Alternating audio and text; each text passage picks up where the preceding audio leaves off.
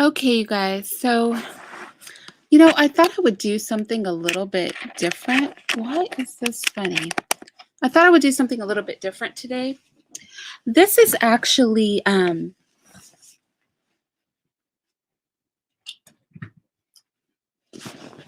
this is actually a lesson that I put together for children. This is actually a lesson that I put together for children to teach them ancient human civilizations. Let me share my screen with you guys. And I know you're probably like, Irene, why are you going to share with us a lesson that you put together for children? But I think that it's going to open up a discussion that honestly, hi here for truth, I don't think a lot of adults really know. Okay, so we often talk about so-called white supremacy, which is not white supremacy, it's really white barbarianism. And we talk about evolutionary theory. I hear a lot of Black people that are big proponents of evolutionary theory. I find that most times when people believe in evolution, it's because they don't want to believe in God. So they would rather believe evolution than believe there's a God, because people have like a negative feeling toward God. But also, a lot of people don't think that there was a concentrated, organized effort to destroy non-white people. A lot of people will say, well, there's not like a secret organization out there. There's not like the white people didn't get together and say they were going to do this thing to Black people. And I'm going to show today, and I put all my sources, I believe, I put all my sources in the description box, haven't I? If I haven't, I will. Hi, Cass. Hi, Paul. A lot of people don't believe that there was a concentrated effort to do this. I'm going to show you, historically speaking, using reputable sources, that there was a concentrated effort to spread white culture, to overtake the earth, and to destroy and kill off non-white people, okay? And I'm going to start this with evolution, because the theory of evolution is the blueprint for white people to take over the planet. And I know you're probably like, Irene, yo, you're bugging, you're crazy. Like, no, evolution is not how white people chose to take over the planet. But if I can prove that to you today, if I can prove to you historically that Charles Darwin and evolutionary theory were used as the blueprint for white people to overtly destroy everyone that was not white, then hopefully it will change your attitude toward not just evolutionary theory, but also the type of war that we're in. Okay, because I know a lot of people think I can be extreme. So let's talk about the type of war we're in. I'm going to breeze through this until we get to the good stuff. But evolution, as we think about it, there are two types of evolution, right? There's micro, and again, this is a plan I put together for children. And I'm not saying y'all are children, but I'm saying that sometimes our young ones are being taught better than we were taught. So I guarantee you today, I'm going to say a lot of stuff you've never heard, okay? So just bear with me through the first 3 slides, and then we'll get to the things that I know you guys don't know, all right? So microevolution, we can measure, we can demonstrate, we can reproduce it, okay? Microevolution is something that we use genetics and mathematics to be able to determine. It's a change in alleles. We see this with farming, right? Where we change plants, we select for different leaves and things like that. We see this with animals, where we select for long tails, short tails, big or small. All dogs are dogs, but they all can look very different. Macroevolution is the idea that you can start with like a amoeba and end up with a horse or a person or a cow, right? You start with one thing, you end up with something totally different. This is illustrated here Macroevolution, you have this little single-celled or simple organism that turns into a crustacean, that turns into a fish, that turns into a lizard, that turns into a land-walking mammal, that turns into us, right? Microevolution, what we see all the time, nobody can say this does not exist because we can reproduce this and measure it quite easily. You have foxes, you have wolves, you have poodles, chihuahuas, you have all these things, but they're all just the same animal. So let's talk about the origin of species, right? This is where we're going to start to have some interesting conversations. Everybody has heard of Charles Darwin and the origin of species.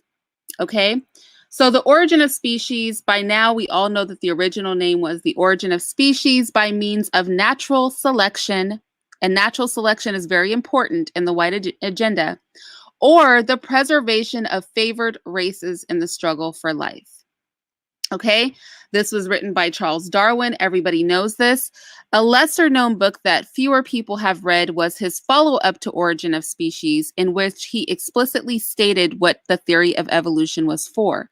That book was called The Descent of Men.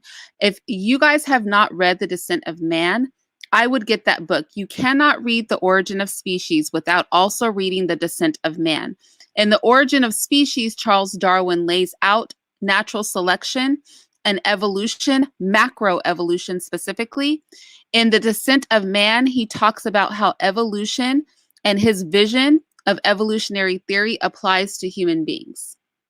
Okay, remember, we're laying out two things here. We're laying out how the theory of evolution was designed by white people to be the blueprint for which they would go throughout the earth and kill, dominate, and destroy non-whites and portion the earth up and take it over.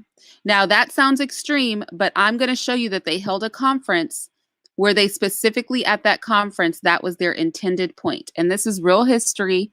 My sources are in the chat, and you guys can, or my sources will be in the description box. And I encourage you guys to vet this. This, again, is a slide that I put together for children.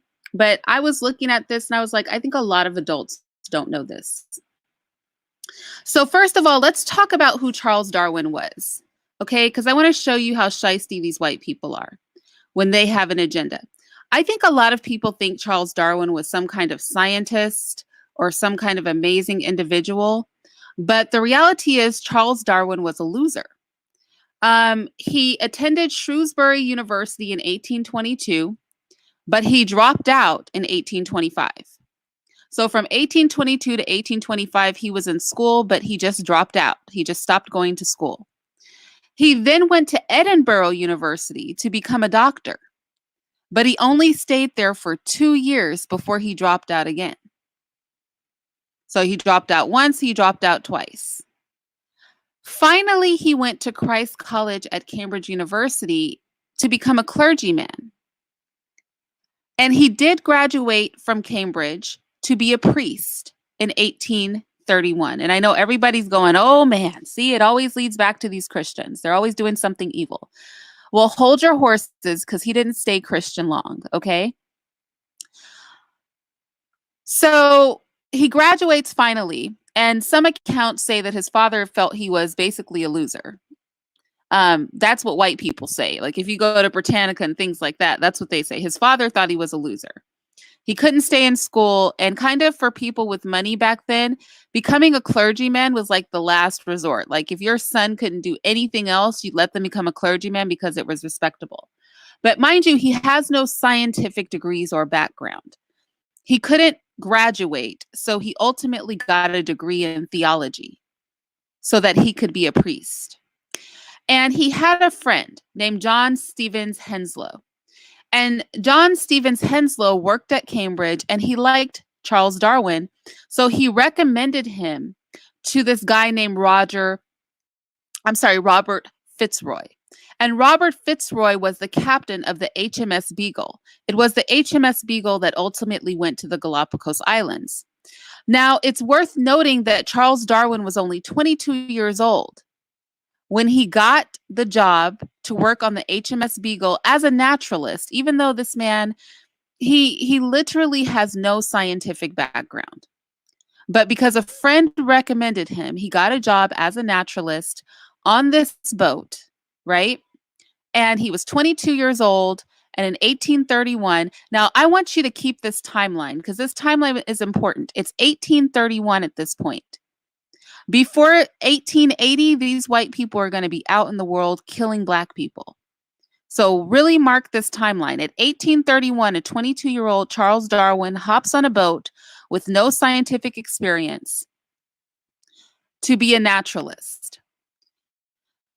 So the Beagle was on the ocean for 5 years, but Charles Darwin was only in the Galapagos Islands 5 weeks. 5 weeks. So you have a 20-something-year-old man with no background in the medical field or the sciences who is supposed to be being a priest on a boat in the Galapagos Islands for only 5 weeks. This is the history of evolution and evolutionary theory. He's on this boat in the Galapagos Islands for only 5 weeks. This is 1835. At this time, he's now 26 years old. Remember, he's 22 years old when he gets on the boat. He's 26 years old by the time he hits the Galapagos Islands. And he observes something very valid. He observes microevolution, right? Because the devil always has to mix a lie with the truth. So he observes microevolution. We've all heard this story in school. He looks at the finches, their beaks and their feather colors are all different. There's some things about the wingspan. And he observes a couple of things. Number one, different individuals in a population have different morphologies, physiologies, and behaviors. In other words, they have different phenotypic variations. So you can have a population of a living thing, in this case, birds, and they can look different. Different phenotypes have different rates of survival and reproduction in different environments. So because this is going to be applied to people. This is what Darwin really ends up doing. But right now, we're talking about birds. You can have the same animal that looks different phenotypes, right? Phenotypic variation. You can have, because of how they look, different fitness, okay? The phenotype has something to do with the fitness of the animal. This is what Darwin observed. And that fitness is heritable. This becomes really important as we talk about what a racist he was. He called the differences among the species natural selection, which is caused by heritable traits, competition between individuals, and variation of traits. And you're going to go, oh, Irene, we already learned this in high school, college. That's fine. But let's go on to how this applies to people, right? Because when you're taught natural selection and evolutionary theory and survival of the fittest in school, they try to act like this is about animals.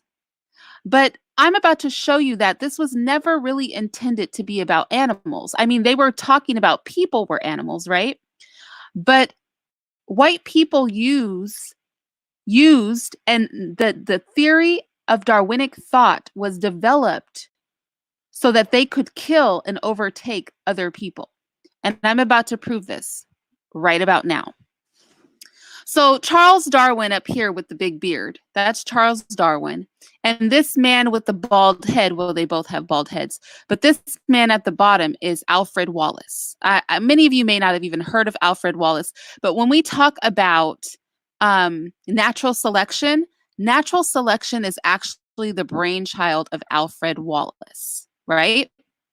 So Charles Darwin and Alfred Wallace are the fathers of evolutionary theory, macroevolutionary theory. Remember, there's two types of evolution when we talk about organisms. There is microevolution. You know, we use that for farming. We use that for dog breeding. You know, we see microevolution all the time. People love it. We exploit it. Then there's macroevolution, that one thing becomes something totally different. So these two men are the fathers of macroevolutionary theory. So The struggle for existence is a process where preferred variations are selected to ensure survival and reproduction of subsequent generations. This includes competition for mating experiences. And that really explains why, as Europeans were going throughout the earth, they would rape the women, right? Because that is part of the struggle for existence.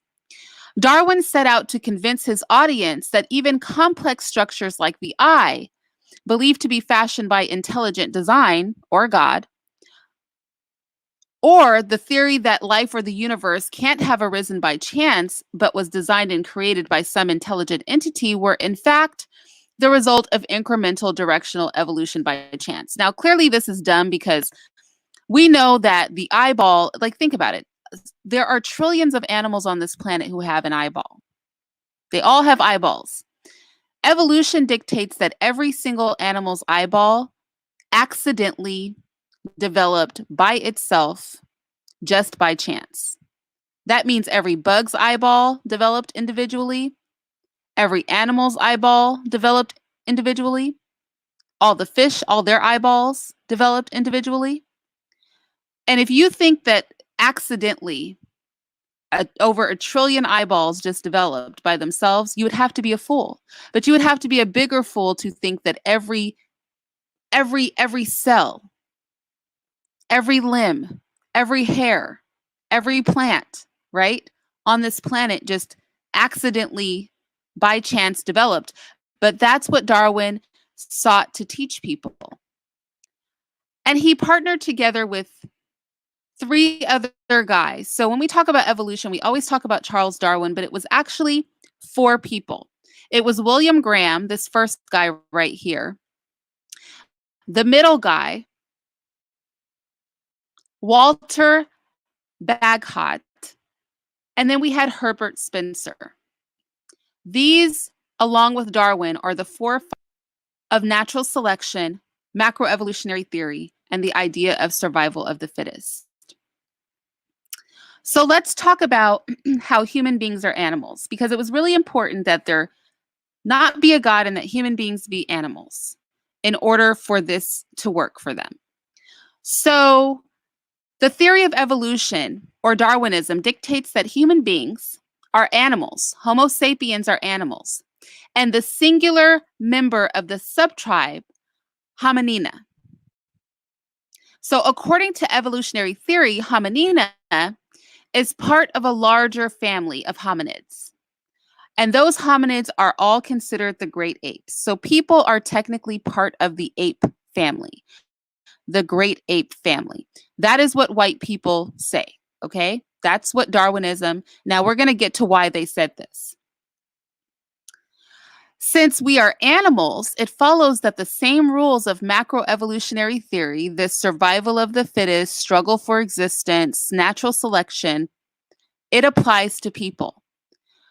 So there's a little fancy thing they like to call social Darwinism. Now, social Darwinism used to just be good old-fashioned Darwinism. But see, white people, now that, Black folk can read, they want to change it to make social Darwinism like it's different from regular schmegular Darwinism. But I'm going to prove that social Darwinism is the original Darwinism. That is what Darwin believed in. And socially says that weak humans are diminished and their cultures delimited. So if your culture is delimited, that means that you replace a group's culture with your culture, right? And weak humans are diminished. How do you diminish them? You kill them. Strong humans, they grow in power and cultural influence over the weak. So if you're a strong human being, your culture's influence will be dominant over the weaker cultures. And that human society is ruled by a struggle for existence that is dictated by survival for the fittest. Okay? Herbert Spencer, as I mentioned before, he coined the term survival of the fittest.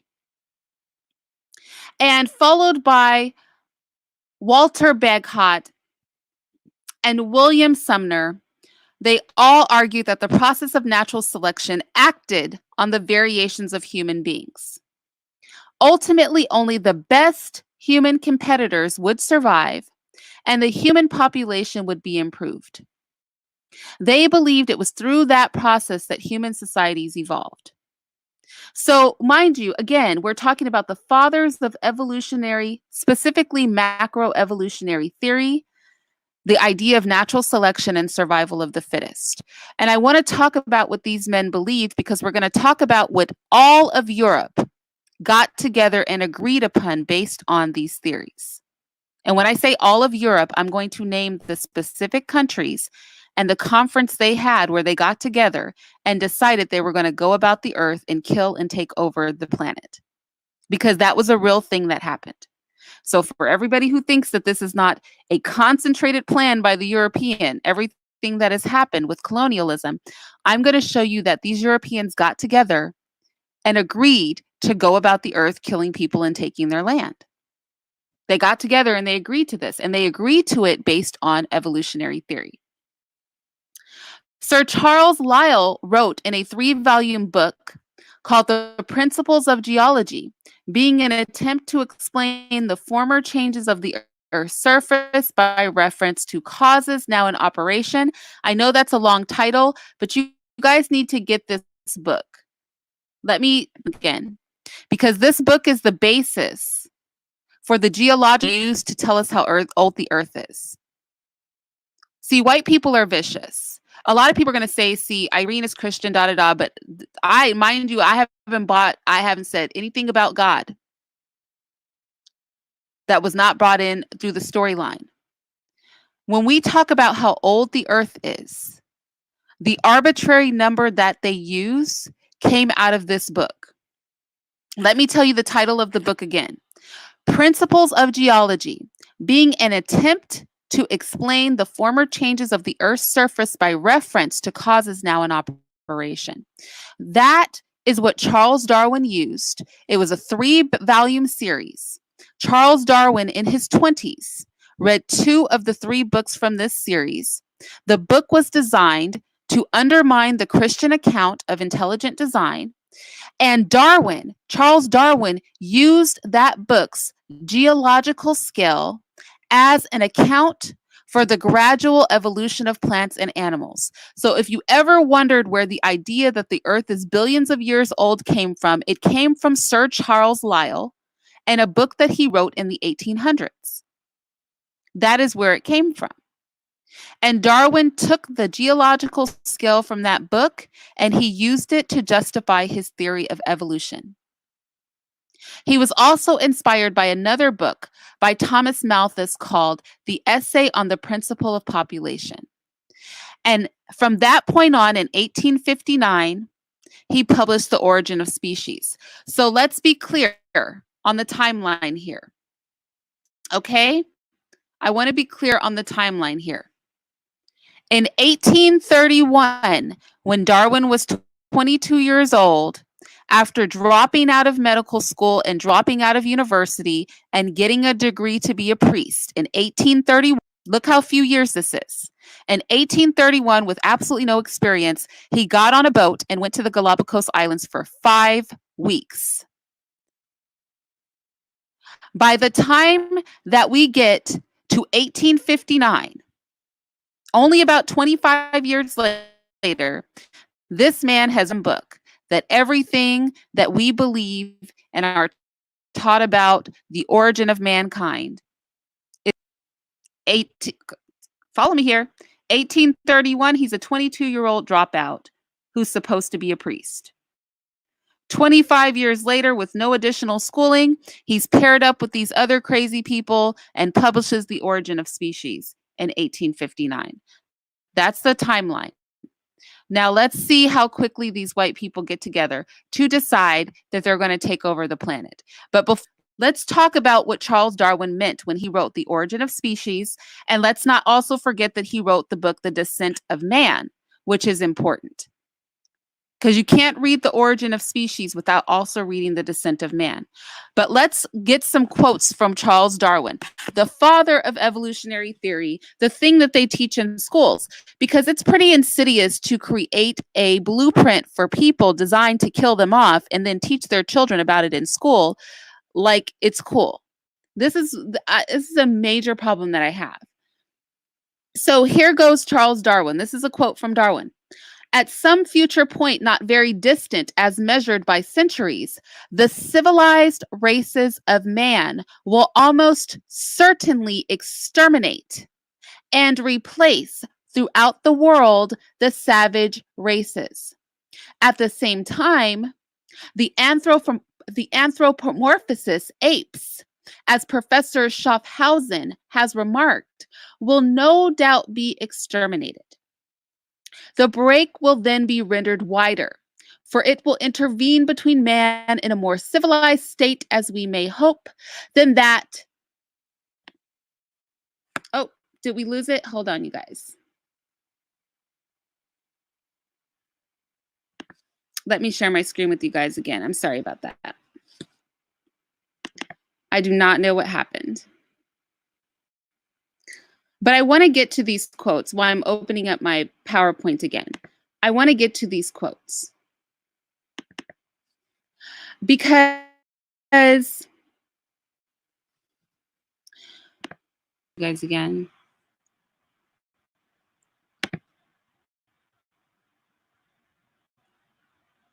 Hopefully you guys can hear me. Yes, good. Okay. I am so sorry. Okay. Let's just jump back into it. Okay. So what we're trying to do is establish that there is a concentrated plan that was well thought out by Europeans to go throughout the world and kill and conquer non-Europeans and force their culture on them. So let's go ahead and start with what Darwin evolutionary theory, because he wasn't concerned with animals, he was concerned with people. He said at some future period, not very distant as measured by centuries, and it turned out to be within the next 20 years, the civilized races of man will almost certainly exterminate and replace throughout the world the savage races. That is Charles Darwin. Those are his words in the book, The Descent of Man, that nobody likes to talk about. So remember, he wrote The Origin of Species, or Struggle for the Preferred Races, right? Or struggle for existence via natural selection between the preferred races. He wrote that book, and then he followed it up with The Descent of Man. In case you didn't understand what he meant in the first book, he meant civilized people are going to kill out and exterminate non-civilized people. That is what Darwin believed. That's what his theory of evolution was about. It was not about animals. It was not about anything other than God didn't do this and we can go kill people because of evolutionary theory. Charles Darwin wrote to William Graham, he said, I could show fight on natural selection, having done and doing more for the progress of civilization than you seem inclined to admit. So when he was faced with people who would try to push back, he would be like, oh, yeah, you want to play games, but let me tell you,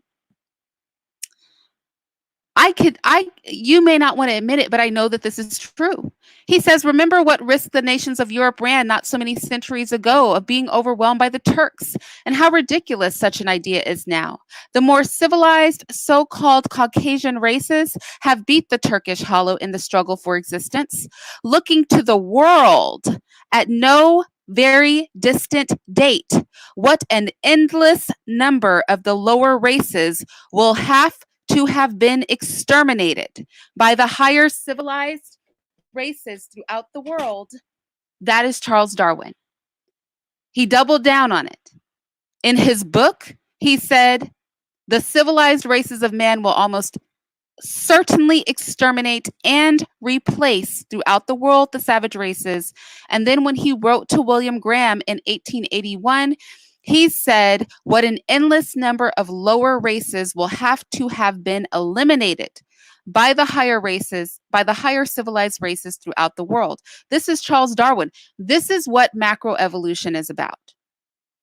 That's why I never understand a Black person that clings to this, because I'm going to show you what they did with macroevolution. Mind you, the timeline, okay?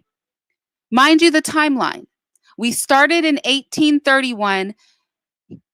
He wrote a book 25 years later where in 1881 he's talking about killing everybody.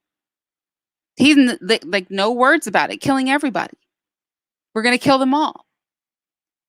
In 1876, the Melbourne Review, which is a popular newspaper in Australia, a reputable paper at the time, it said the inexorable law of natural selection justifies, because remember what they did in Australia, they legally sanctioned it in the name of natural selection and Darwinism. They said the law of natural selection justifies the exterminating the inferior Australian and Maori races. The world is better for it. And as not doing so was promoting the non-survival of the fittest, protecting the propagation of the imprudent, the diseased, the defective, the criminal. That's what they thought about those Black people.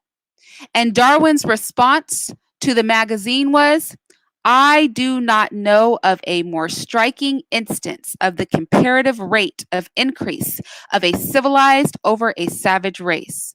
He has never seen such a fast domination of a civilized race over a savage race than what happened in Australia, where they killed so many people in such short of a time.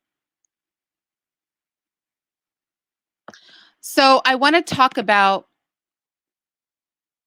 oh, 1 second. Now my slides are out of order. Oh my gosh, are we serious right now? Oh, this is like a conspiracy. Hold on, you guys. 1 second.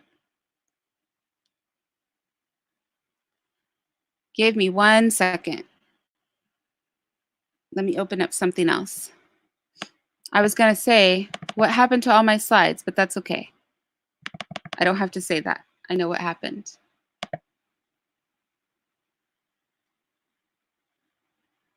It was the wrong one. So let me open up the correct one and share it with you guys because I have 2 of them. So that is when Charles Darwin was talking about the theory of macroevolution. That's what he was talking about. I don't know what they're saying in schools today. You know how white people, they got to cover stuff up. But the audacity of them to be in school teaching this when they know damn well that this was racist. They know that what these people were trying to do. But I want to show you how it's not just Darwin's quotes or the quotes of his cohorts, right? I want to show you how the entire continent of Europe got together to have a meeting to talk about killing non-white people. They got together and they divided up the world in a conference that they had for 4 months straight. If you don't believe me, I'm going to give you the name of the conference. You can look it up yourself. And they decided they were going to go out and kill people. So when we talk about there's no conspiracy, there was a whole conspiracy, like in a very literal sense. I don't think that we fully appreciate what really went down, what these people really got together and did. So about the Berlin Conference, okay? The Berlin Conference. How many of you guys have heard of the Berlin Conference? I'm just curious. Yeah, I agree, B1 for life. The savage calling other people savage. That's amazing, right? How many of you have heard of the Berlin Conference? Has anybody heard of it? Because I hear so many people saying there's not a conspiracy, when the Berlin Conference was literally a conference to put together a conspiracy to go out and kill people and take their land. Thank you. That is what it was for. So the Berlin Conference, and you guys can research this independently. I'm just going to give a few facts about it right here.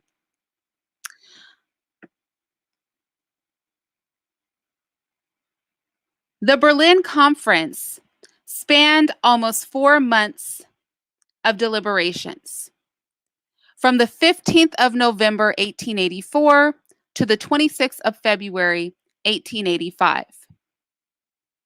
Otto von Bismarck, who is this man in the picture, who was the German chancellor at the time,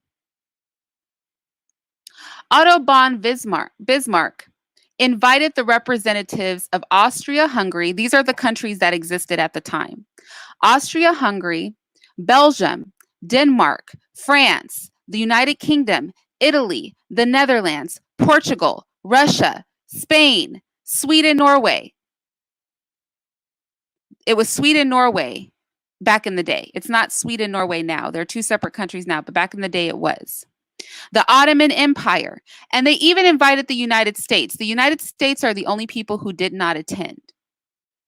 But he invited them together so that they could work out a policy to colonize Africa.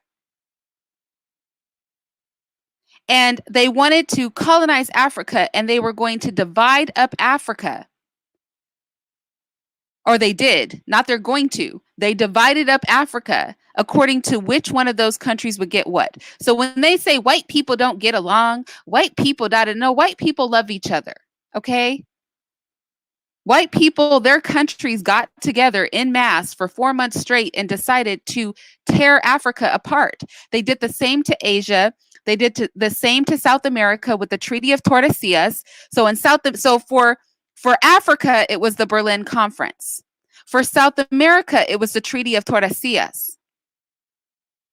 For Australia, the British took it. For Asia, they broke it up too. So this is just one of many conferences that they had. I just want to impress upon that. I just named some of the others. It was the Berlin Conference for Africa, where white people got together and said, you know what? We're about to conquer this whole continent.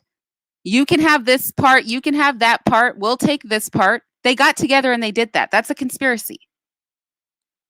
It was the Treaty of Tordesillas. I'm not going to talk about the Treaty of Tordesillas here in this video, but the Treaty of Tordesillas was when white people got together and decided that Spain and Portugal could colonize any part of South America that they wanted. They just couldn't, they could colonize any part of the world that they wanted. They just couldn't colonize anything in Europe. That was the Treaty of Tordesillas.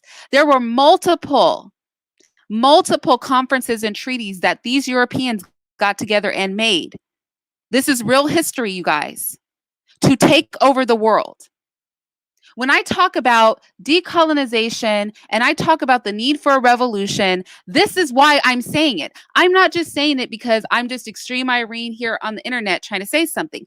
I'm saying it because these people got together and divvied up the entire planet. They got together and portioned up the entire planet in an organized fashion to kill and destroy and impose their culture on everybody else on Earth. This is like something that really occurred, you guys. This is real history. You don't believe me? Research it for yourself. They're not hiding it. They're not afraid of you, so they have no reason to hide this. They have this right out in the open. They are not trying to hide it. They are very proud of themselves, okay? Trust and believe. White people are very impressed with themselves and their ability to have done this, and your inability to recognize why you are part of this country, why Africa is the way it is, why South America and Australia are the way they are, why Asia is the way it is. This was not by accident. These white people got together and were like, we're about to take over the world. That's literally what they did. Like I said, it started with the Berlin Conference. They also did it in the 1800s with the Treaty of Tordesillas. They just gave the British Australia. They just handed Australia over to the British. They were like, here, you can have that. By the end of the conference, the Europeans had divided Africa among themselves, and the African countries that we see today are a result of the Berlin Conference. That's how we get those countries. That's not what Africa looked like. The map we see today is the map that white people drew after they decided what they were going to take. So we can see the division of the African continent before and after, because Africans did not inhabit much of the desert areas. And we can see after they divided it in 1913, this is what it looked like. Europe owned everything. Europe owned everything. Europe owns Africa. They just took it over. It didn't take them long. They just completely took over all of Africa. They got together, had a meeting. We can't even get together on YouTube to hold a conversation. These people got together, had a meeting, and went out and just started killing people and taking their land. You see what our problem is? Is that we don't respect the game. We don't respect the game, y'all. We don't respect the game. You guys think we're playing a different game. We're not playing a different game. But I know you guys are going to go, oh, Irene, that's so ancient history. That's so long ago. But no, I'm going to show you how this moves right on up into modern history. And again, this is a slide I prepared for children. Now, again, I'm not calling you guys children. I'm just saying that I put this together for kids. Because before I was willing to talk about ancient human evolution, I really felt that I had to talk about exactly what macroevolution was. That macroevolution was created by a man who had no education. Remember, Darwin was a 2-time dropout from school who got a degree in theology so he could be a priest in the Church of England. But instead of going and being a priest, hopped on a boat at the age of 22, spent 5 weeks in the Galapagos Islands, wrote 2 very racist books, which the Europeans said, man, he's onto something. Let's use his bogus ass theory from this uneducated man to justify going out and killing everybody on the planet. That is literally the history of macroevolution. That is why every time a Black person starts talking about race and evolution, I'm like, what the hell are you doing? Do you know this is just some shit white people made up? This is something that an ignorant, uneducated white man made up, and then white people got together and said, you know what, this could work for us. We could use his theory of evolution and natural selection from this uneducated, non-scientific, 20-something-year-old idiot. We could use this shit that he wrote to go kill people. This is literally the history of macroevolution and race, which is why I don't understand when Black people cling to this and try to blackify it. How you can't blackify this. This is all their shit. This is all them. This is all them. Does have anything to do with us. We cannot slap a Black face on this life, okay? This mess is 100% European. Am I sharing my screen with you guys? Because it doesn't look like I am, even though it says that I'm sharing it. Oh yeah, I am. So what am I looking at? Why can't I see my own screen? Hold on. Okay, there it goes. All right. So let's talk about the implementation of, okay, so again, I want to say that back in the day, this was just Darwinism. But now that white people teach this to Black people, they try to make it like social Darwinism is different than regular Darwinism. But you and I just heard Darwin say, go out and kill all the lower races. Okay, so Darwin was with the shit. Okay, Darwin was with going out and killing other people who were not white. We already have established that. But let's call it social Darwinism, because that's what white people like to call it now. Because when they teach it to your Black children in school, when they teach it to non-white children in school, they can't teach this part of it. So if anybody finds out about this part, they'll go, oh, that was just social Darwinism. They were tripping. No, they weren't tripping. Darwin himself said it. Darwin himself said, it's not going to be too long before we get out there and start killing these people. We're going to exterminate them. He used the word exterminate.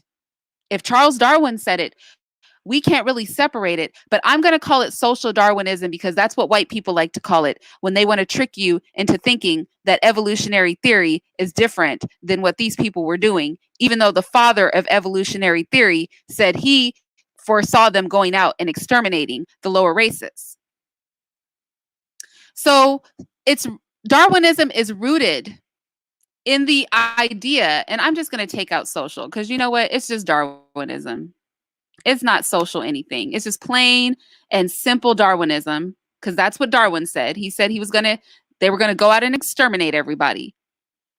Darwinism is rooted in the idea some races or nations are more advanced in evolutionary terms and therefore are superior and more fit to rule.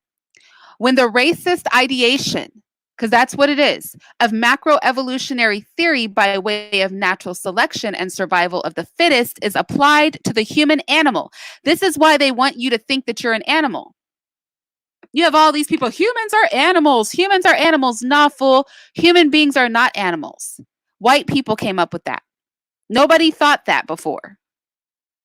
But in order for them to justify killing you, they had to make you an animal. Then they could say that the same rules that apply to animals apply to you because you're just a primate. You're part of the great ape family. If the great apes can do it, so can we.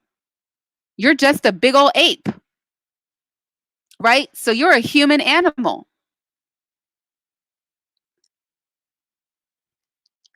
So the first wave of implementation of survival of the fittest and natural selection was imperialism.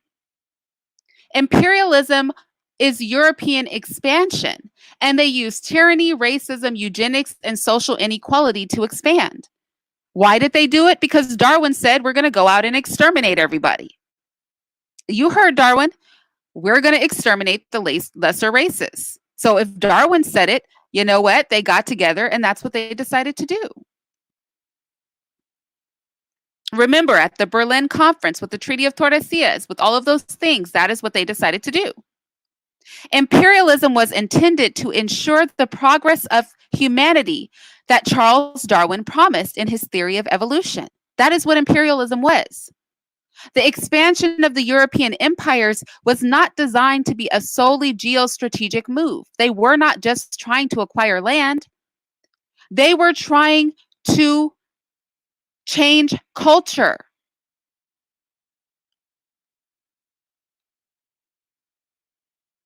It took them only a few years to take over the whole world. Y'all hear me. Hear me when I say it. From 1880 to 1914, that is all the time it took white people to take over the planet. That is amazing. Y'all, this is crazy. They took over the earth. These white people, Darwin, that's why I said pay attention to the timeline. You have to respect this. You have to respect the game that they have played and get on the board and start playing this game. Darwin in 1831 was a 22-year-old dropout who was trying to be a priest. This man wrote a book. And by 1880, these motherfuckers had got together and decided that they were going to take over the earth. They had a conference called the Berlin Conference and were like, we're about to chop this stuff up. Darwin was like, we're going to go out and exterminate them all. That's what Darwin said. We're going to exterminate all of them, all the lower races, dead. And by 1914, these crazy fools had done it. By 1914, they had taken over there's only so many continents, y'all. There's 7 continents. You had white people in America. You had white people in South America. You had white people taking over all of Africa. You had white people take over Australia. Nobody can live in Antarctica. Europe was already white. And you had white people up in Asia. Y'all, that's all the continents. From the time Darwin was 22 in 1831, by the time it was 1914, these white people took over the whole earth. These fools got together and had a 4-month conference and went forth and just started killing people and taking over the planet. That is what when I say decolonize, I'm talking about undo this shit. That's what I say when I talk about revolution. I'm talking about, can we undo this? It didn't take them long to accomplish it, but they have managed to keep it that way for so many generations. This mess is insane. The timeline of it all. Thank you, Naniki, and everybody else. I appreciate it. But the timeline of it all.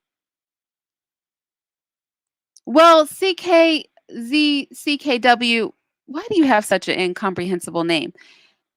He stopped being a priest. He threw out the Bible after he read a book. I told you the name of the book. Darwin threw out the Bible after he read a book. He read a book. He read 2 volumes of, I told you guys to get this book, The Principles of Geology, being an attempt to explain the former changes of the Earth's surface by reference to causes now in operation. He read this anti-God book and was like, I'm with the shit. He was sailing on his boat, the Beagle, hanging out in the Galapagos Islands, reading this book and said, screw God. Fuck that. Let's take over the planet. That's literally what happened. And you know what? That's why white people love him. You know, they teach about this man like he came up with something, this uneducated, non-scientific man. They preach about this man like he came up with something real. This man was uneducated and racist. That's all he was. And it was around this time that the white people developed the races, the 5 races. White people came up with that. There were no 5 races before this. They believed the Australians were the missing link. You ever heard of the missing link between monkeys and people? They thought the Australians were the missing link, so they got to be the lowest on the totem pole of the races. That's why they were so willing to go to Australia and kill all of them. But we'll talk about that in a minute. Let's look at imperialism, okay? Imperialism is the whitewashed word for we're going to come into your land, take it, and kill you all, aka imperialism. We're coming to take your land and murder you and rape your women. Imperialism. They call it imperialism, but let's just know imperialism is code for I'm about to come rape your women and kill your men and enslave you and make you think like me. Turn you into a mentally white person. That is what imperialism is. So the pursuit of evolutionary progress was romanticized by many Europeans who felt a moral duty, often referred to as the white man's burden or paternalism, or a sense of moral duty. So white people think that you are all children. And if they are not overtly racist, they think you have to be saved from yourself. You're like a big ass child. We must save them for ourselves. So the ones who aren't violently racist are just condescending as hell. John Ruskin, another one of their favorite people from Oxford University, he said there is a destiny before us. Okay, so we heard some of them just want to kill everybody, right? Darwin, he's like exterminate them all, right? Him and his 3 amigos are like, let's kill them all. Then you have the white people that feel like, oh, these are like stupid babies. If we don't take them over, they're going to just die. They can't survive without us. He said there is a destiny before us, the highest ever set before a nation. A nation, by nation, he means white people. To be accepted or refused. We are still undegenerate in race. White people are undegenerate in race, he said. A race mingled of the best northern blood.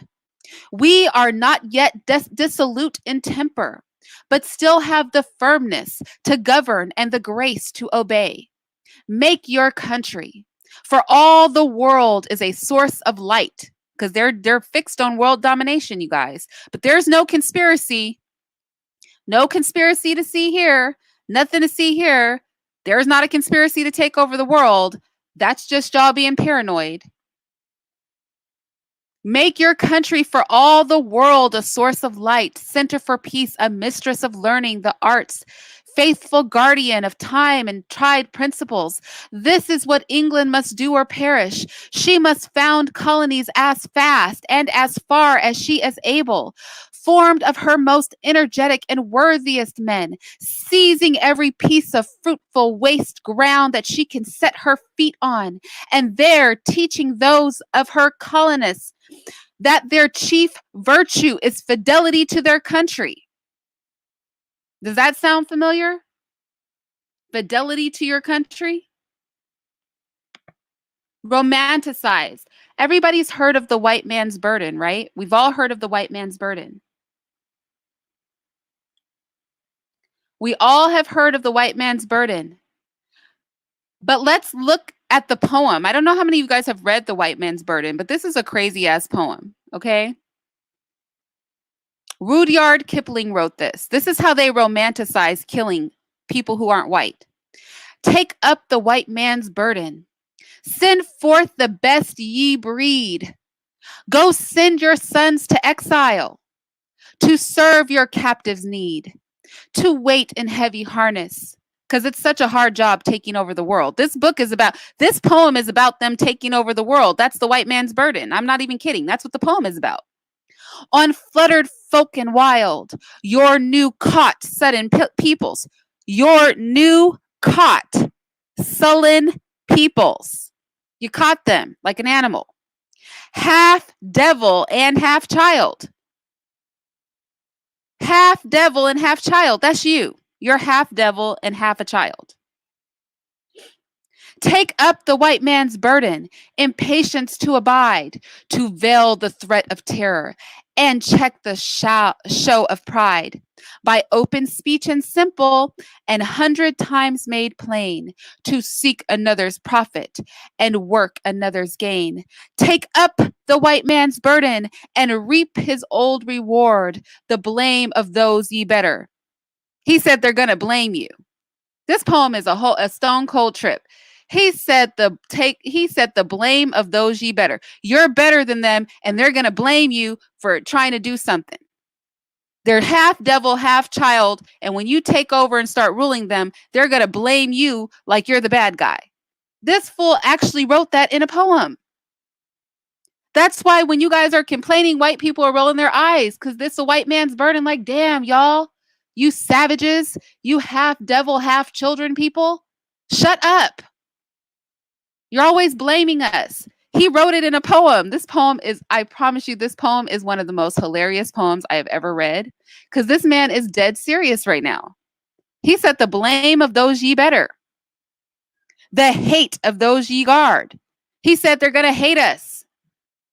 These old half devil, half child people, they're going to blame and hate us. And all we're doing is bearing the white man's burden. It's such a burden. Going out into the world, taking over shit, trying to do good, and these people just hate and blame you all the time. This is literally the freaking poem, y'all. This poem is a trip. This is a trip. He said, the blame of those ye better, the hate of those ye guard, the cry of hosts ye humor, slowly to the light. Why brought ye us from bondage, our loved Egypt night? Take up the white man's burden, have done with childish days, the lightly proffered laurel, the easy, ungrudged praise. Come now to search your manhood, though all the thankless years, because you know we's thankless, okay?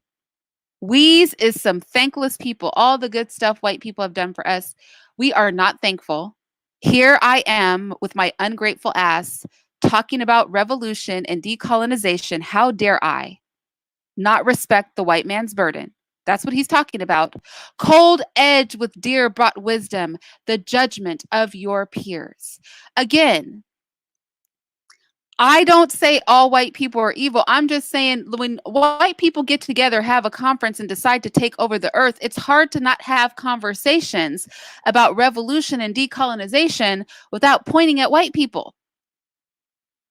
If you guys want credit for being successful at taking over the world, which you did that, you did that, white people, y'all, you did it. I can't take it from you. You guys got together, you had a meeting, you huddled for 4 months. You're like, we're going to take over the world. And you did it. By 1913, y'all, you took over the whole planet. I cannot hate on that. But then you can't hate on me saying decolonize. You can't hate on me talking about revolution. I mean, if you guys can get together and agree to take over the whole planet, surely I can make one YouTube video about revolution. I mean, fair is fair.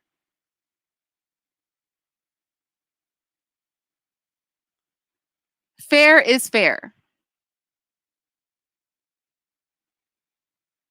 Fair is fair. Right? I mean, it just is. So I want to look at, because again, we're talking about what evolutionary theory is and why the fallacy of Black people embracing macroevolution, because this is just dumb. So I want to show you, I've already demonstrated that Darwin was uneducated, he was a racist, that Darwin believed in going out and exterminating lesser races, and that when he wrote the book, The Origin of Species, and the subsequent book, The Descent of Man, he was talking about killing non-white people. That's what those books were about. The books were about killing non-whites and getting rid of the idea that God made the world. That's all his whole purpose. And after he wrote his book, 30 years later, all the white countries on earth got together, had a 4-month meeting, and agreed to take over the planet. They called it the Berlin Conference. They also executed the Treaty of Tordesillas. I mean, that, and I'm not just saying this, like, research it. That's what they were doing. They're like, we're going to take over the planet. And we're going to do it because survival of the fittest, natural selection, evolution. And that's what they went forth to do. So I just want to give some examples of this in action. These are all things you guys have heard, but what you may not realize is that these people were doing them because of evolution. They were Darwinist. When we talk about European imperialism, when we talk about South Africa, when we talk about what happened in Australia, when we talk about the massacre of the South Americans, you have to understand that all these people were Darwinist. They were all macroevolutionary theorists. They all believed in natural selection. They all believed in survival of the fittest. They all were doing it because of Darwin. I'm not just saying that. They quote him left and right. These wicked people quote him left and right. Listen to Cecil Rhodes. Everybody knows who Cecil Rhodes is, right? Cecil Rhodes is the person that took over South Africa. Cecil Rhodes is the person that created Zimbabwe and Zambia. It was Cecil Rhodes. He did that. He created all that. It was him. Cecil Rhodes said, why should we not form a secret society, but with one object? Oh, but there are no secret societies. Y'all, let's be clear. Cecil Rhodes took over 10 million square miles of Africa. He was one of the richest men on the planet. And he said, why should we not form a secret society, but with one object? The furtherance of the British Empire and the bringing of the whole world under British rule, for the recovery of the United States, for the making the Anglo-Saxon race but one empire. He said, bring all whites and unify them. He said, bring all whites and unify them. Let me repeat, because, you know, it's all conspiracy. White people didn't get together and decide to take over the whole earth. White people don't all like each other. White people don't get along. Well, they got along enough to have a conference for 4 months and agree to split the world amongst themselves, but never conquer each other. I mean, they got it together for that. Then you have one of the richest men on the planet say, why should we not form a secret society, but with one object? He said, why don't we create a secret society that has only one objective? The furtherance of the British Empire and the bringing of the whole world under British rule, for the recovery of the United States, for the making the Anglo-Saxon race but one empire.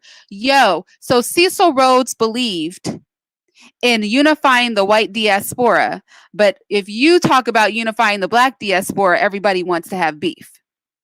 Black people don't want to be unified.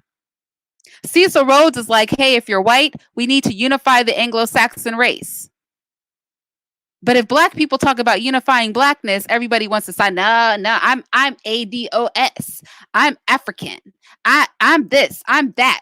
I don't like them. They speak Spanish. That's why we'll never get anywhere. Because they've been on this unifying white people thing for a long time. For all the infighting they did, it didn't stop those white people from getting together and having the Berlin Conference. They were like, look, we could fight with each other, or we could just divide the world up and take over the planet. Which one do you other white people want to do? And all the white people said, yo, let's take over the planet.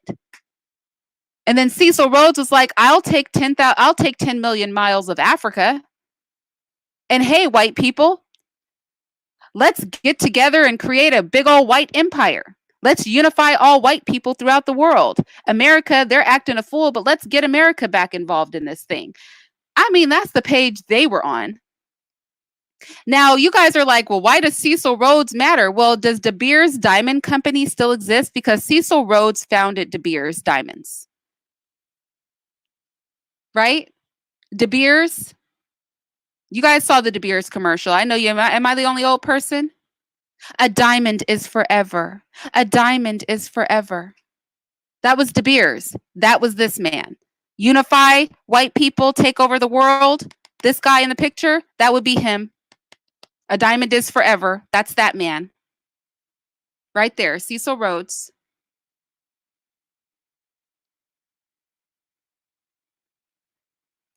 Okay, let's see what else Mr. De Beers, A Diamond is Forever, had to say. Who owned 10 million square miles of Africa. What else did he have to say? He said, I contend we are the finest race in the world, and that the more of the world we inhabit, the better it is for the human race. It is our duty to seize every opportunity of acquiring more territory. And we should keep this one idea steadily before our eyes, that the more territory simply means more of the Anglo-Saxon race, more of the best, the most human, the most honorable race the world possesses. Cecil Rhodes. That's what he had to say. He said, the more of the world we inhabit, the better it is for the human race. A diamond is forever, De Beers. Get your diamonds. People are like, oh my gosh, Irene, you don't wear a wedding ring. You must not be married because you don't have a wedding ring on. Well, what the fuck do I need one for? You tell me. I don't need to bling bling. Diamonds aren't even rare. De Beers Diamond Company hoards diamonds. They hoard them to artificially drive up the prices. And the founder of De Beers is a flippin' racist that wanted to take over the whole world. The founder of the diamonds, the diamond mines that your diamonds came out of, the man who established those mines, he hated you. But you guys want to side-eye me because I'm not wearing a wedding ring. Like, get the fuck out. Like, please. I want to side-eye you because you have a little brain, but I don't. I'm just speaking to those because, there's always somebody that says some stupid shit that I can't stop to explain myself to every time somebody says something dumb to me. I can't stop to give you a history lesson every time you try to point out something you think you got me. I gotcha, Irene. No, you don't got me. You're just dumb. I got you. I just don't have the time to break down into a fucking history lesson every time somebody says some dumbass shit to me.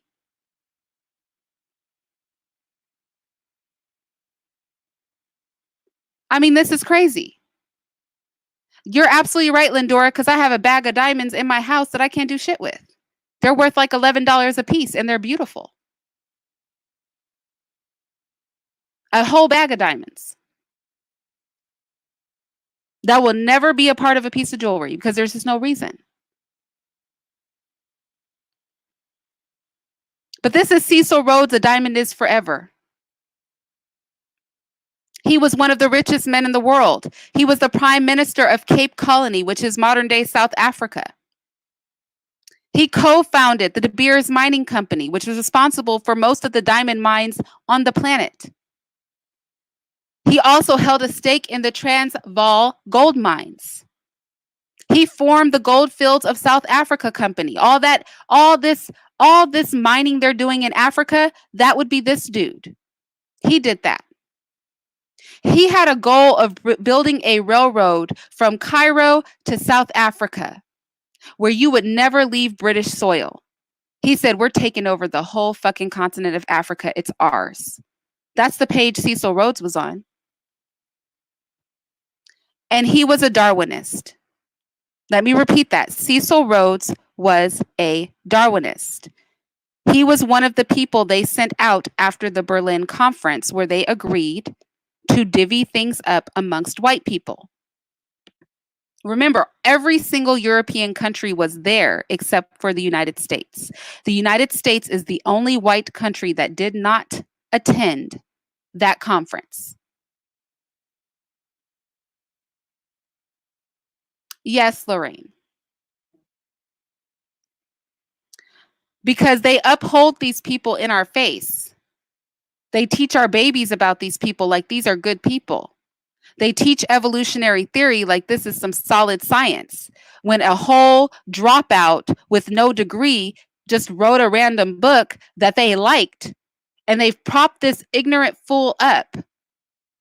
And black people, I will have black people really fight me over evolutionary theory. I mean, even if you hate God and don't want to be Christian, you're going to embrace this crap? Look, I'm not trying to convert you, but even if you don't believe in God, and even if you hate the Bible, why would you choose evolutionary theory? These people were on some other stuff. This is just some shit they made up in 1831. Like literally, they pulled it out their ass. Charles Darwin was a dropout with no degrees who just wrote a book. He just pulled it out his butt. He said, now that I've come up with this theory, we can go forth and exterminate all the lower races. I mean, why would we embrace this as black people? I mean, you don't have to agree with my religious stance, but can we at least agree that this is some bullshit? Can we at least do that together? Can we come together? Come, let us reason together. Can we reasonably conclude that this is BS?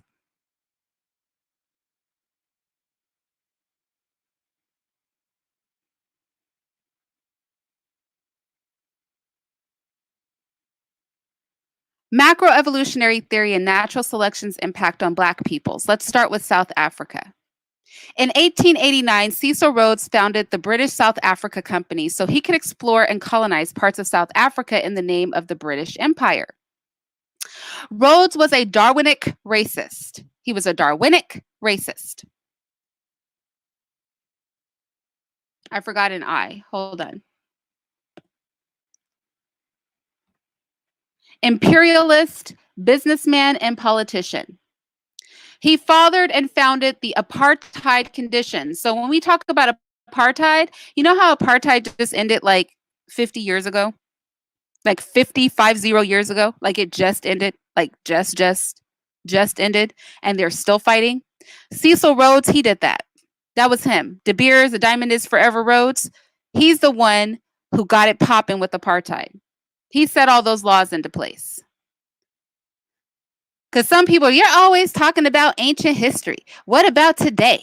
What about what happened today? Well, you know what? Today is tied to Cecil Rhodes. So we're going to talk about him because since apartheid just ended and you have them down there still getting it popping over land, I think we should probably talk about how that got started. And it got started with white people listening to Darwin, 30 years later, getting together, agreeing to take over the world, and then sending this complete nut job out to South Africa to start killing people and taking African land. So let's talk about it.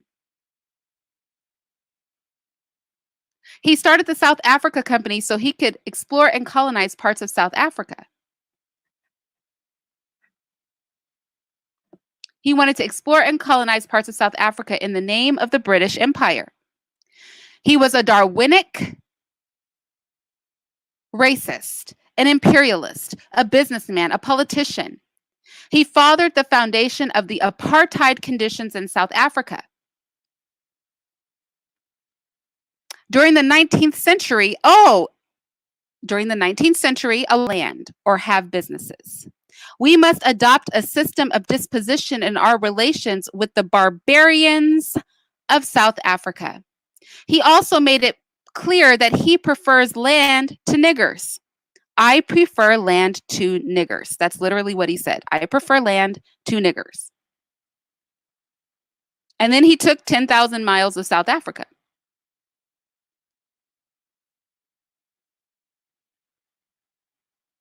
Or a million, I'm sorry. Square miles.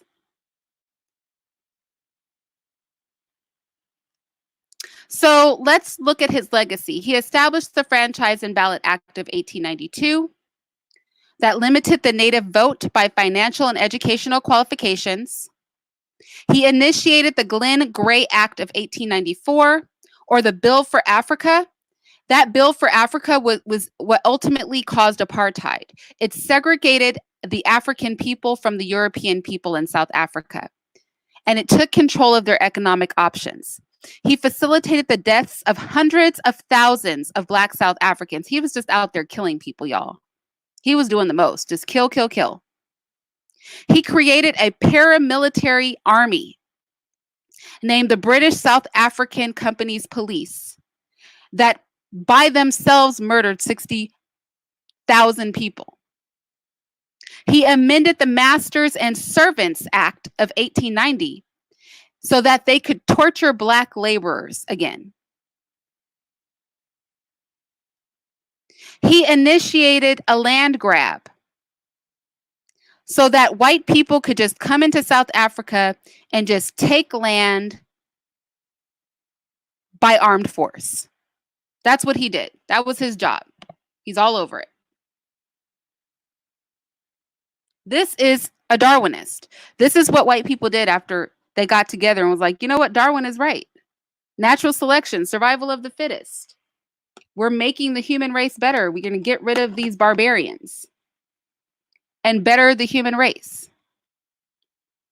So that was the father of apartheid. That's the father of A Diamond Is Forever.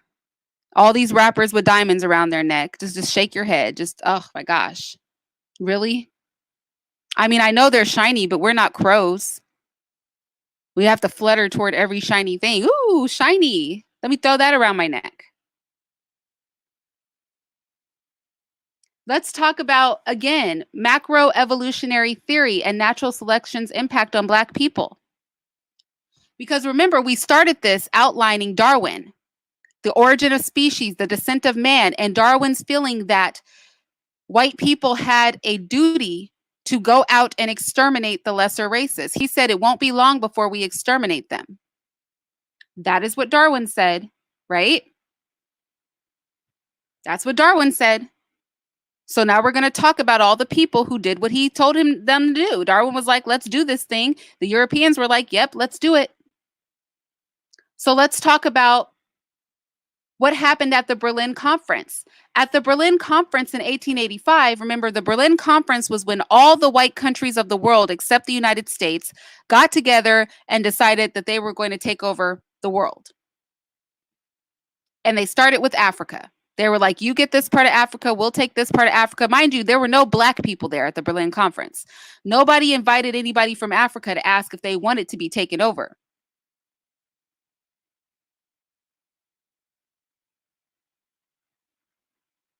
Nobody said, hey, Black people, you want to come and join into this conference while we talk about cutting up Africa? Nobody did that.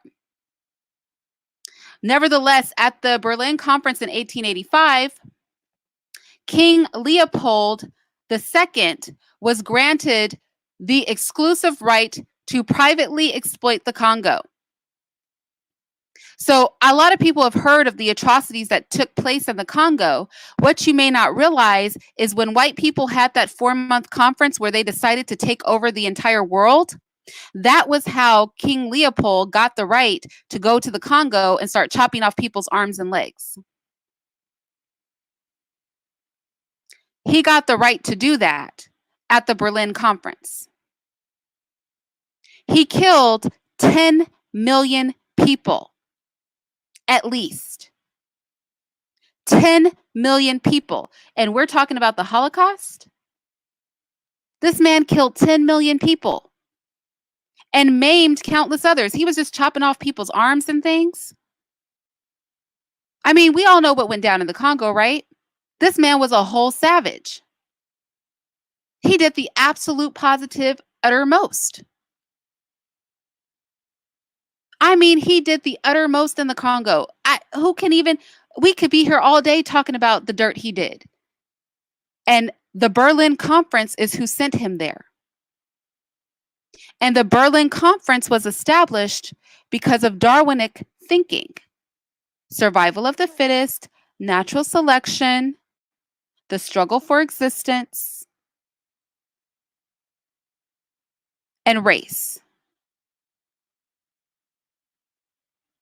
We can never erase this. When we start, oh, evolution is so real. It's no. We're not going to do it.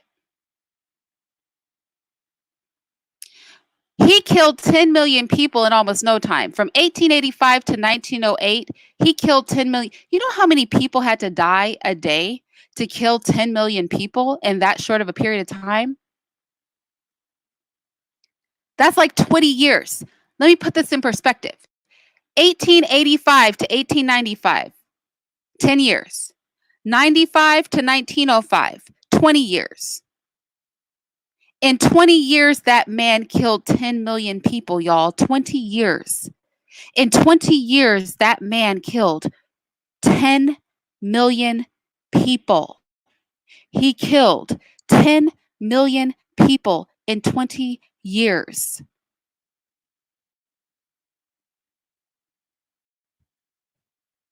And the Berlin Conference that was put together because Charles Darwin and his three buddies got together and said white people should take over the world and exterminate other people is the reason that King Leopold II was in the Congo.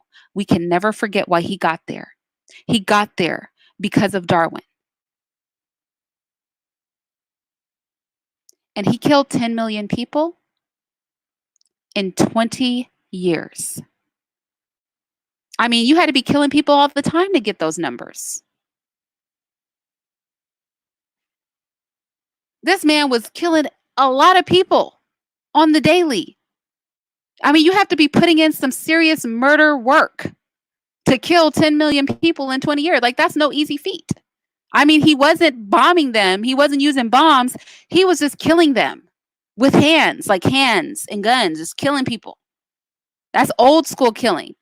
We could easily kill 20 million people with a good atom bomb now, but you know what? He didn't have that back then. He was like hands-on killing people. I mean, you kill 10 million people by hand in 20 years with your hands?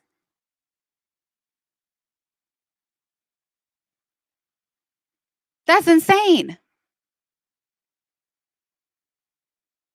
I mean, we see him in pictures and stuff. When did you have time to take a picture?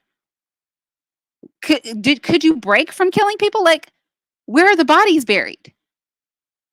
Where are the bodies? When I talk about decolonization, I'm talking about undoing this. This is a result of the Berlin Conference. This is a result of Darwinism. This is what evolutionary theory is. This is what 30 years after Darwin wrote that book, 10 years after Darwin said we had to go forth and exterminate all the lesser races, white people got together, held a conference, chopped up the earth, and went forth and started killing people. This is what the truth of that is. The thing that they're teaching our kids in school. They're teaching them to glorify and love something that caused the destruction of their people. This is insanity.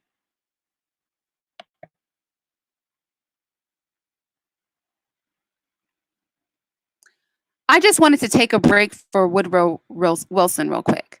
This part of my PowerPoint is not done. Remember, I'm putting this PowerPoint together for children, but I'm going to go through what I have. Like this is at this point, we're at the bones of my PowerPoint. Like, I'm going to expand on this for the kids. But I just want to point out that in 1917, because you know how y'all are. Y'all think America is different. President Woodrow Wilson said he wanted to keep the white race strong against the yellow and to preserve white civilization and its domination of the planet. Oh, but our government doesn't believe in white supremacy, quote unquote, right? Even though nothing is supreme about these people. I do not believe in white supremacy. But Woodrow Wilson did. He wanted to preserve white civilization and its domination over the planet. But let me guess, it's all different now, right? That's not what we believe anymore in America. Irene, that's ancient history. Just that's not what anybody believes anymore. I was going to touch on the Aboriginal Protection Act. I'm not going to go there, but suffice it to say, we know the Aboriginal Protection Act was when the Aboriginal Protection Act is when they were killing male Aborigines, taking Aboriginal children out of their home, breeding Aboriginals by 3 admixtures to get a white person. That was all the Aboriginal Protection Act. Charles Darwin said, wherever the European has trod, death seems to pursue the Aboriginal. That's Charles Darwin. He wrote another book. It's called The Voyage of the Beagle. I mean, as long as you guys are going to believe in Darwinism and evolutionary theory, maybe you should read his books. The father of evolution. Just grab The Voyage of the Beagle. Just grab The Descent of Man. Just grab The Origin of Species.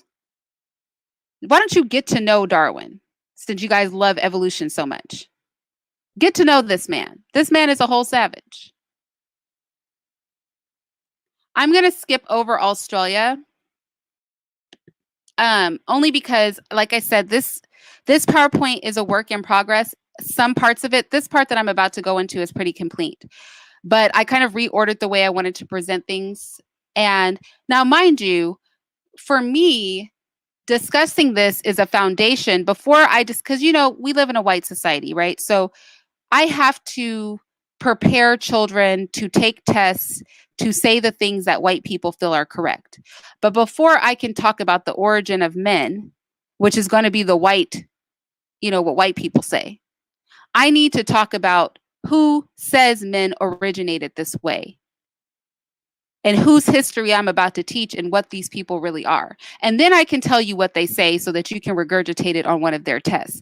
But I just could not see myself just busting into like, this is what white people say and not talk about what these white people are really about. So for me, laying this foundation was pivotal before talking about the origins of mankind, because everything I teach from that point is going to be white history. So before I teach white history, I just thought I would take a brief moment to talk about the white people that came up with these theories and what they did with that information once they came up with it. The first couple hundred years after white people came up with these theories, what were they out doing? The men who came up with these theories, what did they have to say? They had to say they were going to kill you. That's what they said. We're going to go out into the world. We're going to kill all these barbarians, all these lesser races. We're going to kill them. Now that we've established we're all animals, and animals, natural selection, evolution, da da da da. Now it's our duty to better the human race by killing off the lesser humans. I mean, evolutionary theory in a nutshell. I know they try to sanitize it and not teach, they're not going to teach all that. They're not going to tell your kids that Darwin didn't have a science degree or a medical degree of any kind, that he was a dropout, a priest turned philosopher. They're not going to tell you that in school. They're not going to tell you that the European nations got together, had a conference for 4 months and decided they were going to take over the world. They're not going to talk about the Berlin Conference. They're not going to talk about the Treaty of Tordesillas, honestly. They're not going to explain how King Leopold got into the Congo.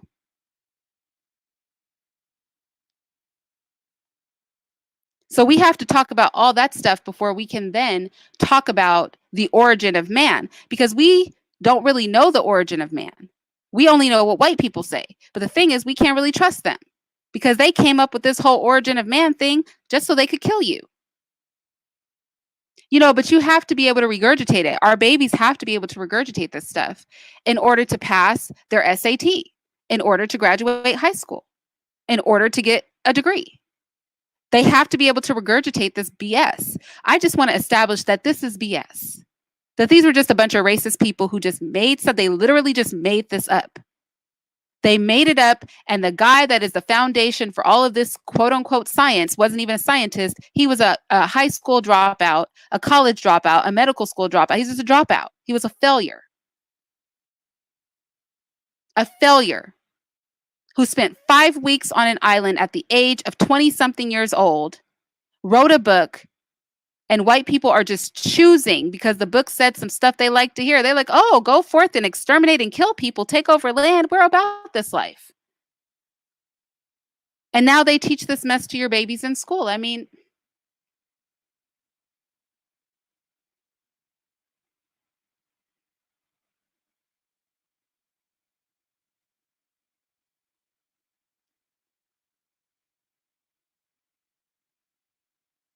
what is disingenuous? Not what I'm saying, I hope. I'm not saying anything disingenuous. I just stated facts. And I've already, maybe you weren't here for the beginning of this. I've already backed those facts up. And I'll put my sources in the chat. You know, the sources you guys like. My sources are like Britannica, Stanford, Princeton, Harvard. For real, I'm not kidding. Those are my sources. Nobody's gonna dispute anything I say today. Because I made sure this shit was so airtight. Because you know, white people don't care. They'll tell you. They don't care. They will tell you all about this life. Because you aren't gonna do anything about it. Okay? You're not gonna do anything. They have no reason to hide anything from you.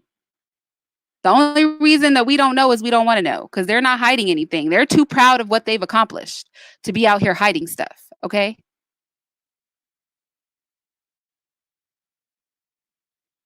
I mean, when I came with the sources y'all aren't going to dispute, let's just take a look at my sources page since I'm so full of it.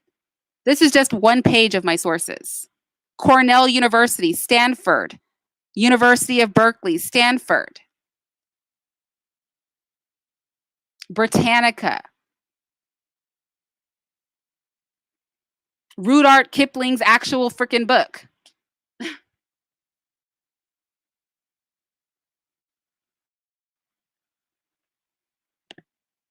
I just want to say, because you know, I can't say anything to you people.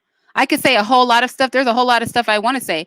I'm not going to say it because you guys, you want to believe them so badly. You're going to be like, oh, where are the sources? Where did this? Where that? It's like, come on, y'all. But since I know you guys won't believe me because you only believe white people, I went to white people and got their sources. I said, well, you know what? I know who these people, they believe white people.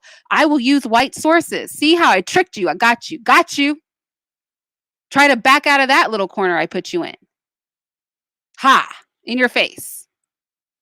I used white people. Okay?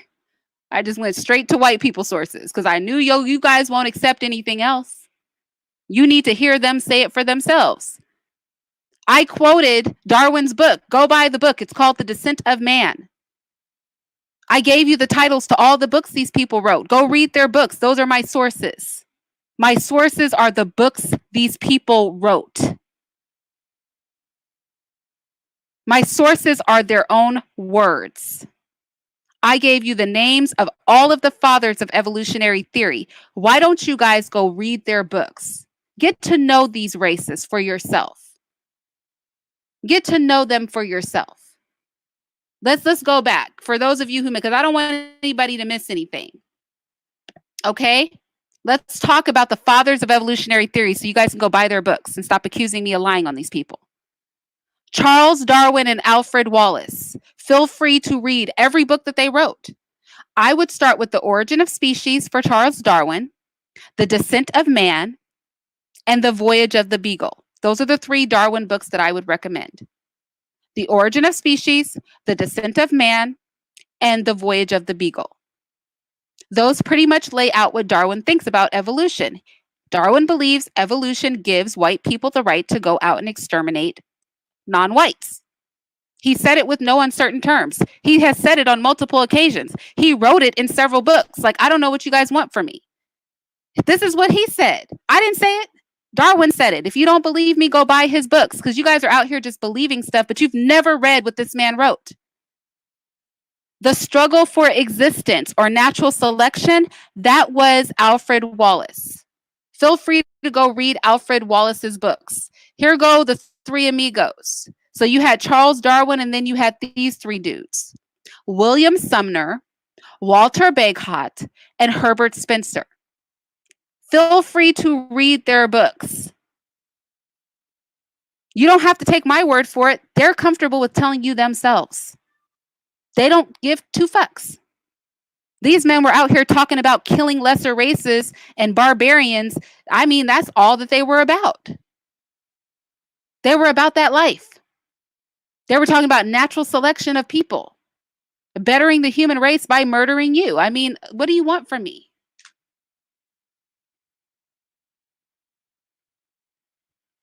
I don't know what you guys want from me right here. Princeton, Cornell, the books that these people wrote. I mean, what else do you, I cannot provide any more legit sources than that. Read the books these people wrote. Feel free to vet the links that I put. Nobody is hiding what they, like, these people aren't afraid of you. They're not hiding. I didn't pull up some obscure stuff nobody ever knew about these people. I just pulled up some stuff you didn't bother to learn. I didn't make anything up. I don't have to make anything up. The truth is better than fiction. Okay? The truth of this evolution game is better than fiction. I brought up the Berlin Conference. Go research the Berlin Conference for yourself. Visit a library. I don't have to make this up. I brought up the Treaty of Tordesillas. Let me type it. The Treaty of Tordesillas. The Y is actually two L's because it's Spanish. Tor, T-O-R, de, D-E-S-I-L-L-A-S. Treaty of Tordesillas. That's when white people decided that they could conquer anything outside of Europe. I don't have to make this up. This is real history. I don't have to make anything up. But I know how you guys are. So, I got my little funky sources. Don't worry. I know how you guys are. I know how y'all roll. So I got my little funky white sources together for you guys. I made sure I did it. God forbid I don't do it. Y'all won't believe me otherwise. Oh, wait, there was one more. Let me throw this out there for the source needers. For my fellow source needers, I want to point to another book that I think is important. How they determined how old the Earth was. It's this book here. It's got a long name, so I'll say the name slowly for you because you know you like sources. Principles of Geology, being an attempt to explain the former changes of the Earth's surface by reference to causes now in operation. It was written by Sir Charles Lyell, Lyell. That's another source. Go get that book. That book is what Darwin used to determine the age of the Earth. It was an anti-God book. I'm not just saying that because I'm Christian. It was an anti-God book. He really didn't like God. He was tearing God apart in that book. Don't believe me? Read the book for yourself. You don't have to take my word for it. You know, like reading Rainbow, you don't have to take my word for it. You could just go fucking read. You could just go do that. Another book, An Essay on the Principle of Population by Thomas Malthus. Okay? Because, again, don't let me say something that a white person didn't say. But lucky for me, they're not afraid of you, so they say everything, okay? These white people don't give two craps about you, aren't worried about you. They don't care. They know you're not about anything. So fortunately for me, I could find some nice white, extra white, reputable sources from some extra specially reputable institutions. I can point out the books that they wrote. They don't even care. They keep publishing these books. You can get a 2019 publication of these books. They are very proud of their books. You could buy these books yourself. You could read them, talk about killing you for yourself. Fathers of Evolution. Go forth and kill all the barbarians. You guys can listen to it for yourself. I don't have to misrepresent them because they were pretty freaking flagrant in what they had to say. They just did not care.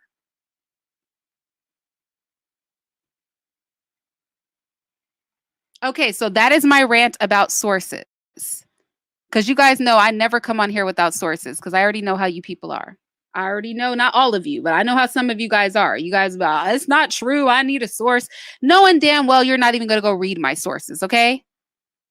You guys ask for sources you're not even going to vet. You're not about to buy those books. You're not about to read my sources. You know you're not going to. That's what gets on my nerves. It's like, I mean, you guys ask for shit you're not even going to utilize.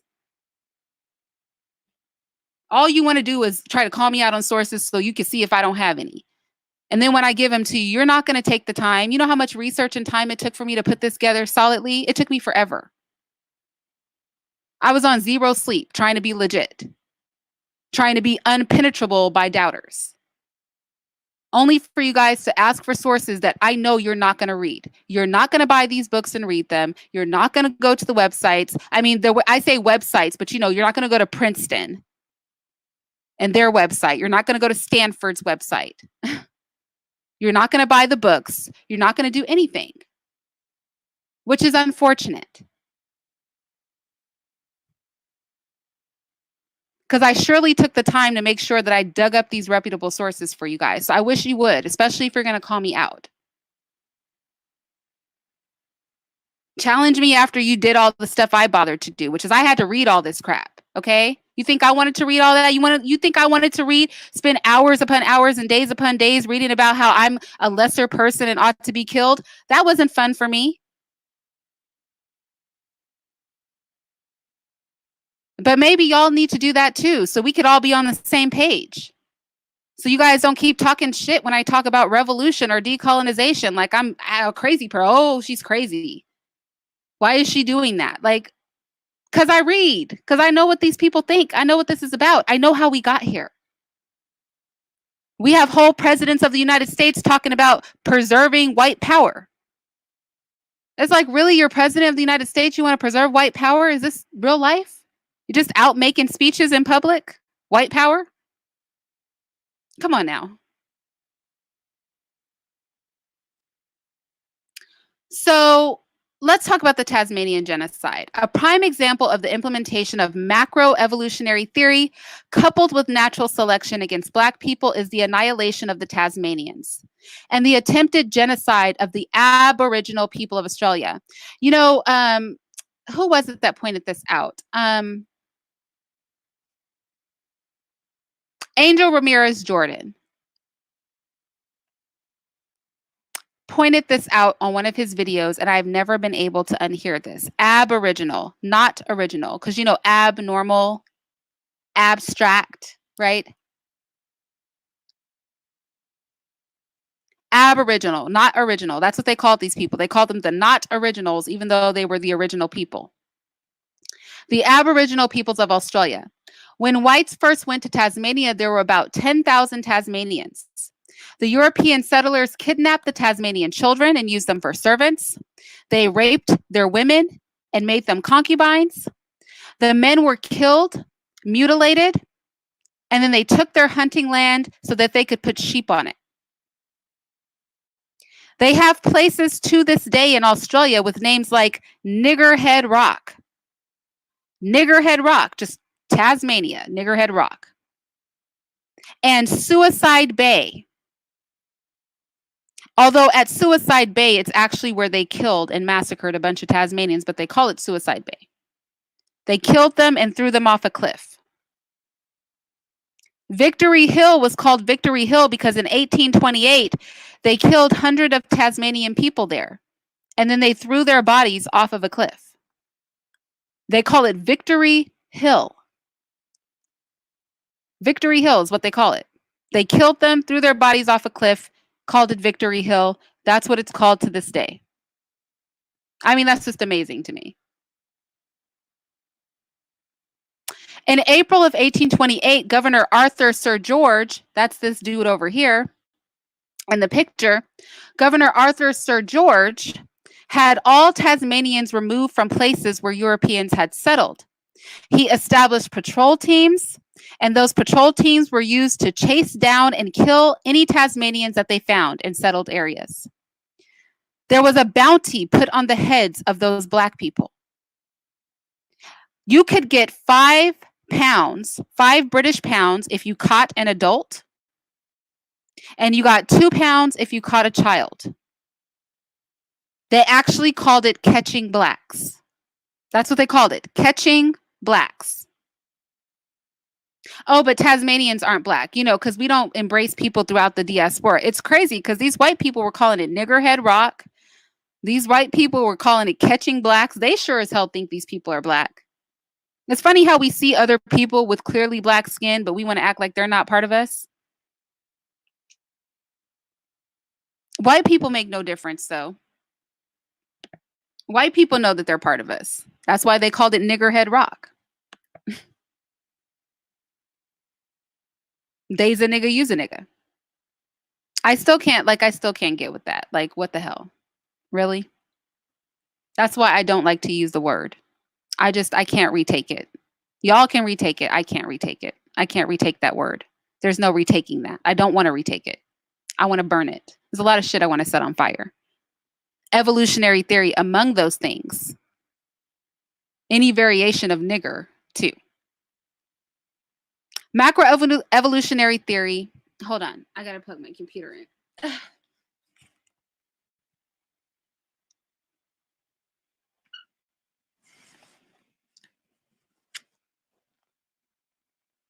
Okay. Macroevolutionary theory and natural selection's impact on Black peoples continuing. Let's talk about Tasmania a little bit more. Because they were not done with Tasmania.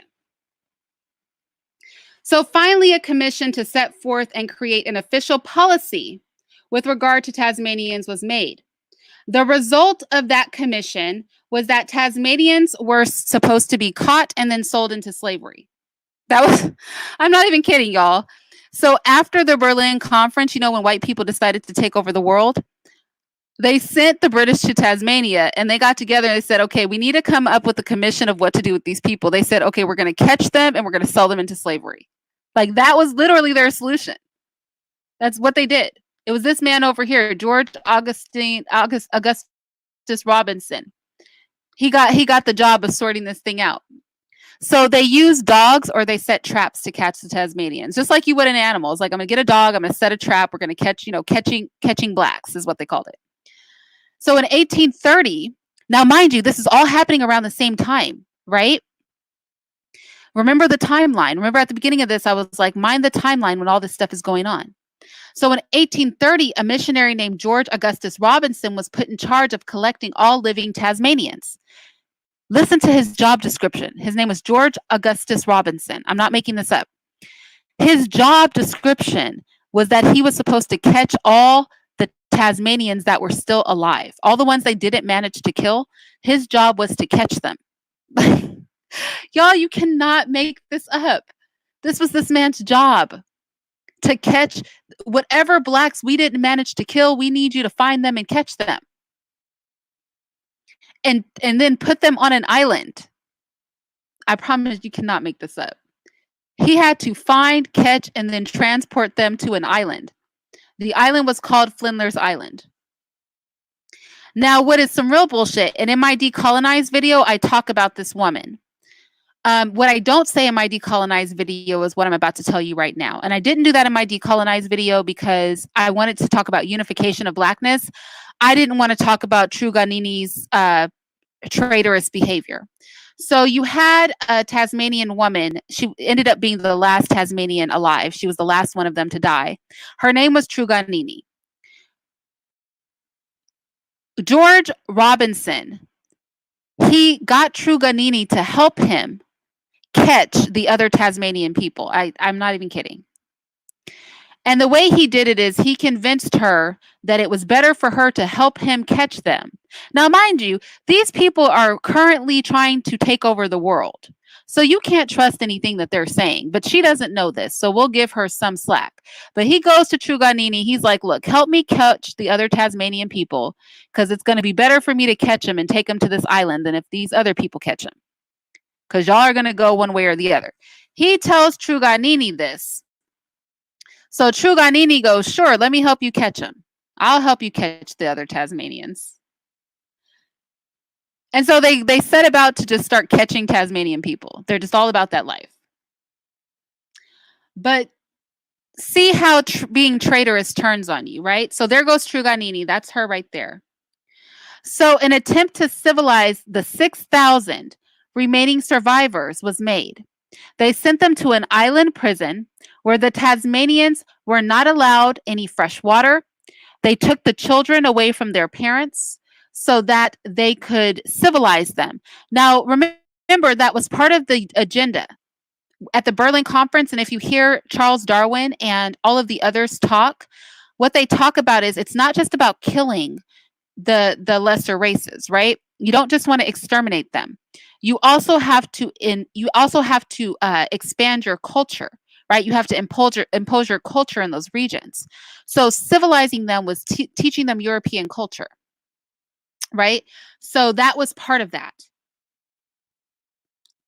Now, I want to talk about the fate of the last three living Tasmanians because Truganini, who is this woman right here, the one that helped them catch all the Tasmanian people that are now dead,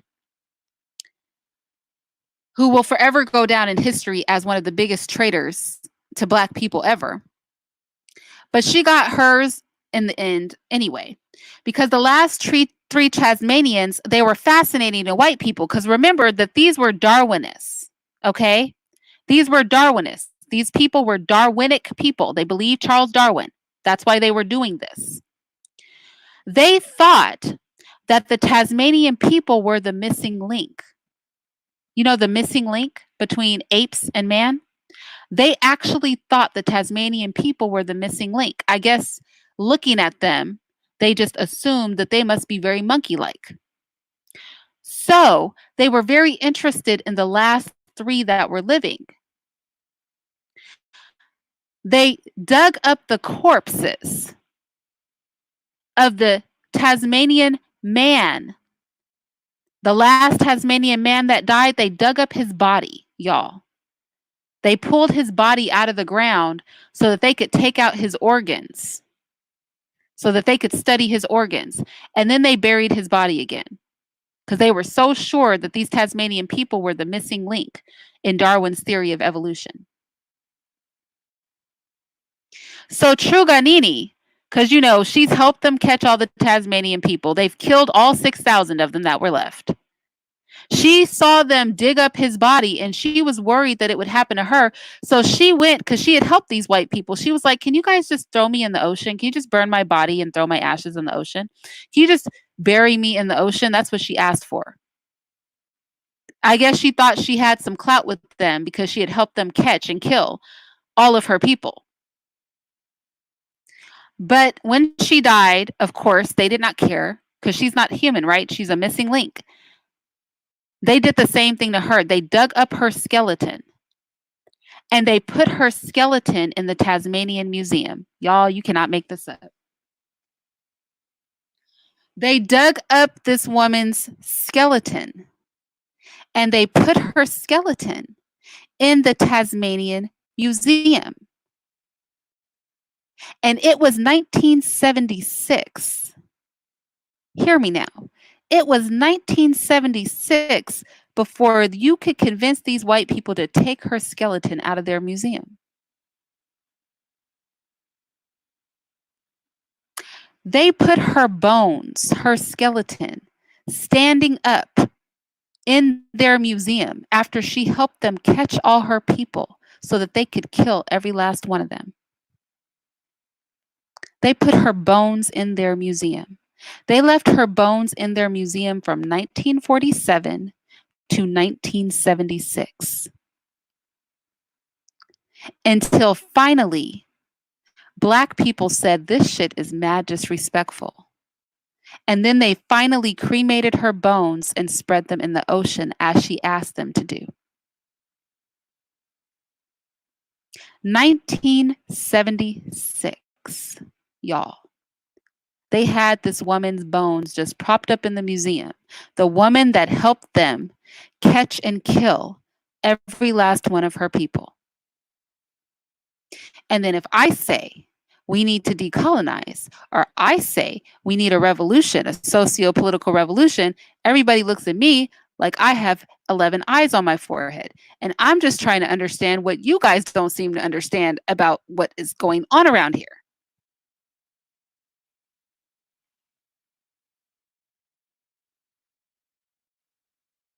I'm just trying to understand. because you think siding with them is going to help you. Well, learn a lesson from Truganini. Just because you believe in their cause and you believe what they say, it's not going to help you in the end. They exhumed her bones and put them in a museum. And it wasn't until almost 1980. It wasn't until almost 1980. It wasn't almost until 1980 that they finally took this woman's bones out of the museum. And they only did, wait, but let's wait. Let me back it up. Hold up. But let me back it up.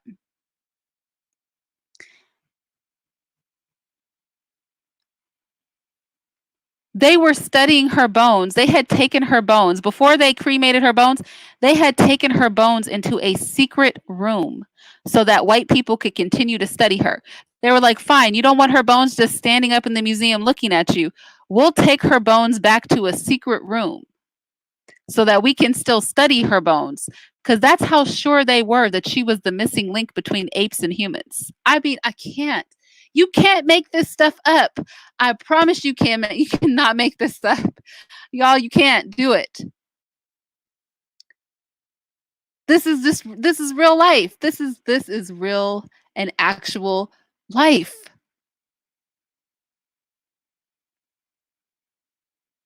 Oh, I could go on, but I'm not going to. Let me stop sharing. I could go on. And I will. I just won't go on here. I just wanted to. So again, that was something I was putting together for children, right? I have to teach ancient human evolution. But before I started teaching ancient human evolution, I really wanted to talk about the foundation of evolutionary theory. And in the first 200 years, what they did with that, moving that all the way up into 1980. So my presentation on that part was going to end in 19 AD, 1980, right? That's very recent history, where evolutionary theory was used to dehumanize non-white people. And as I was going through that, I recognized that there are a lot of people who do not know this history. Oh, thank you, Mr. Muhammad. There are a lot of people, that is Mr. Muhammad, isn't it? Yeah, I'm pretty sure. There are a lot of people who don't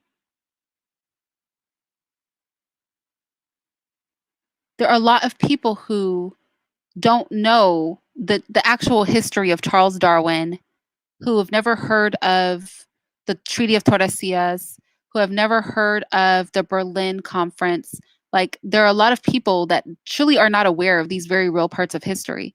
So they're not aware that one of the richest men in the world, the founder of the De Beers Mining Company, said, we're going to establish a secret society to keep white people in power, to retake America and to unify white people. Like, they're not aware that these things have gone on. And so I thought, although this was for children, right? And that's not the whole PowerPoint. That's just the part I'm sharing with you guys today. Although that was designed for me to teach children, I thought, honestly, in a lot of ways, myself included, we can be childlike in our mindset in that we just don't know, right? That's really what separates children from adults, is they just simply don't know things. So I wanted to put in perspective because, again, when I say white in these conversations, that's not my intention to do what they did, which is dehumanize other human beings. That's not what I'm trying to do. I say it because it was literally them that did the work, right? When I talk about decolonization, or I talk about the need to decolonize, or the need to have a revolution, then that is why I talk about that. Because what I recognize is that this mindset, even the audacity to teach evolution in schools, speaks to how superior they believe themselves to be. How do you create a theory, go kill a bunch of people all over the world, chop up the earth, and just give it to yourselves, and then have the audacity to then teach those children about the very thing you use to justify killing their people? I mean, that's some kind of crazy. But that's why I feel it's so important that we are never like them, but that we literally pay attention to the history of this thing. How their desperation to destroy other people was so great that they took a man like Charles Darwin, who was a dropout from 2 universities. And the only degree that man could manage to get was a degree to be a priest, who spent 5 weeks on the Galapagos Islands with no science background whatsoever, wrote some bogus ass books about evolutionary theory. Now, remember, microevolution is a real thing, but people were using microevolution before Charles Darwin. We knew how to farm some plants and, domesticate animals and stuff. We knew how to, exploit microevolution way before Charles Darwin. But he introduced macroevolutionary theory, which was this idea that human beings were animals and that you could change what human beings were by getting rid of the less fit humans. And the less fit humans were all the ones that weren't white. And then they created a race chart. And they said the Aborigines were the least civilized and the least evolved. And then the Africans were less evolved. The Negroids were less evolved than them. Right? And then you had the Mongoloids. And then at the top of the tier, you had the Caucasians. And when they found the Indians, they put them in between the Mongoloids and the Negroids. And then you had these people get together and have a conference where they decided that they were going to go forth and take over the whole planet. And the first place that they divided up was Africa. And all of this is real history. But then I hear Black people out here using these like they believe in this mess. And I mean, I don't blame you for believing it because they teach it in school, right? And school is heavy indoctrination. And that's why I really appreciate the work that Q-Butter is doing, right? Because this is the part of the evolution story nobody's going to talk about in regular school. When they teach world history, they're not talking about this. Or if they do, they whitewash it. Right? They'll talk about Cecil Rhodes, but they won't tell you that he wanted to establish a secret society. I mean, he's the one that wrote it down and he's the one that said it. They're not going to quote his own writings because he's a racist. And that'll make you side eye everything that they're teaching you. But I thought that it would be interesting to bring this stuff forth today and just have this conversation with you. And also kind of try to put into perspective why I talk about decolonization and revolution so much, right? Because that's a process, right? It's a mental sort of decolonization and revolution, but it's also a revolution of culture and policy, and one that does not include mimicking the very arguments and talking points that they use to take over the world. I really don't like to hear Black people sound like these white people. That is their whole problem.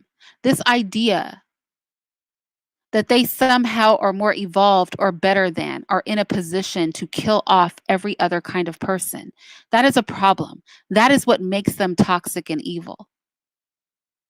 So just in this pursuit of revolution, in this pursuit of gaining knowledge, in this pursuit of decolonization, just really checking ourselves that we never start to sound like these nutcases that will go forth and do something like kill 10 million people in 20 years. Or go forth and kill every single Tasmanian alive. And again, I could, this PowerPoint, I could have touched on so many, I could have touched on the Andaman Islands. Those are people that just got killed within the past 40 years.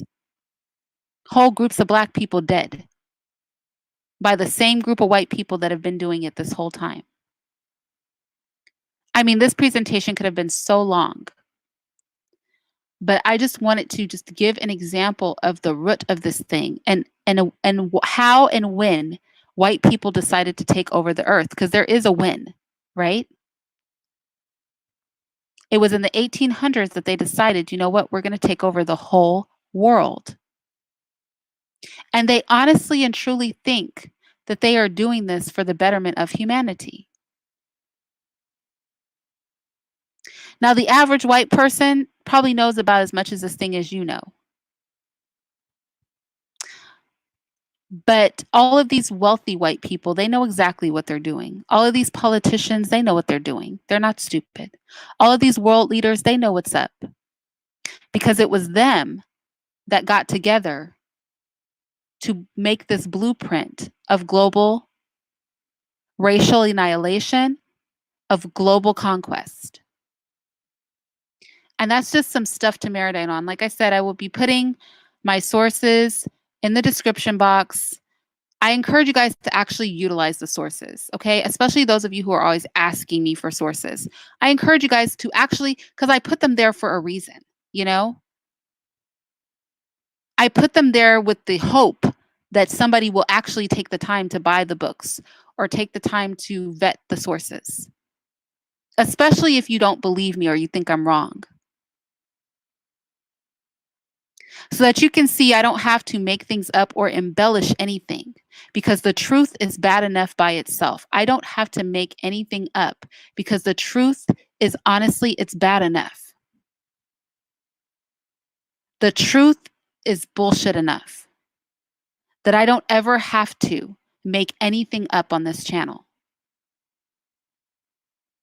There's simply no need for me to do it. I don't need to get caught off in weird kind of rhetoric. There's no need.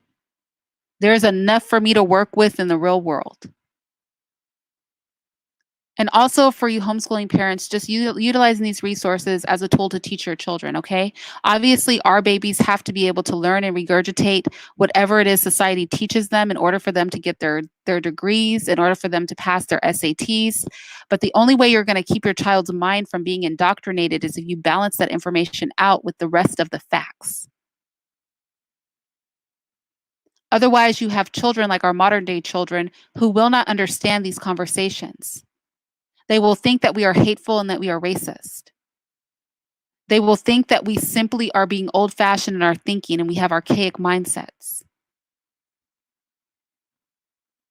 And the only way we can combat that is to be able to present a picture that teaches more than what they are taught, that teaches the things that the schools are not going to teach them. So we need these resources anyway, so we can have educated conversations with each other that don't include bickering and name calling and all of that, but that include intellectual dialogue where we really peel this thing apart and understand that it's not simply because they have white skin that we don't like them. It's not simply because of antebellum slavery that we don't like them. It's not simply because, it's not about hating white people that we want to undo this thing. We want to undo this thing because it's been faulty from the beginning. And the blueprint with which they have managed to spread the European empire, the Anglo-Saxon race, as they called it, throughout the earth, is wicked as hell. We need to unify as Black people, because we are for sure and guaranteed, I promise you, we are on the same side of this coin of their desire to dominate. So there's no need for us to be separated, and there's no need for us to make divisions. I'm not saying we have to erase our individual history. I am saying that without unification, we will not be able to deal with this thing. And believe that they are unified, and believe that they had a plan, and they have a plan for you and I. And we will either succumb to that plan, or we will push back against it. And I think that's kind of where it all stands. So with that said, I don't know what you mean by teach hate, but I don't teach hate, even though there's a time to hate. Let me keep it real. Hate is not a bad thing. There's an appropriate time for hate.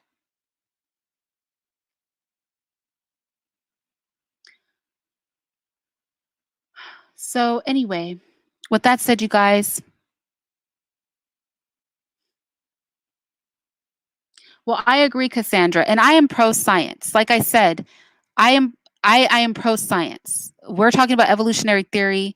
Notice that on each slide it said macroevolutionary theory, did not say microevolutionary theory. I'm for science. I'm just saying macroevolutionary theory is not science. It's just some shit that racist people came up with to be able to kill you. But I do agree with you. I feel that science is very important. I'm not anti-science by any stretch of the imagination. But I am anti-pseudoscience, especially when that pseudoscience is used to dehumanize me. So, well, Timothy Moore, as far as missing part of the puzzle, I don't know. But this isn't an exhaustive anything. This was just, like I said, this is something I put together for children that I just thought I would share with you guys because I figured it would make interesting conversation. That I agree with that 1D forever. The Bible doesn't agree with true science. I mean, that never disagrees with true science. That is facts. But with that said, again, everybody knows that I'm Christian, and I could rant on about many reasons from a Christian perspective. Evolution is BS, but also we know that when Paul was in Greece, he appealed to what they could understand. So I appeal to what people can understand. Now, again, you can hate God if that's your choice. Like, I can't stop you from hating God. I can't stop you from that. But that has nothing to do with the fact that this is bullshit. You know what I mean? The two things are not related. Taking God out of the picture, this still is BS. And I know that sometimes you'd rather believe what racists have to say, even if it works against you as Black people, than believe that there was some sort of being that created you, but whatever. Just chew on the fat of the facts that were presented. And sometimes, baby food is like how you have to give stuff to people, just to keep it real.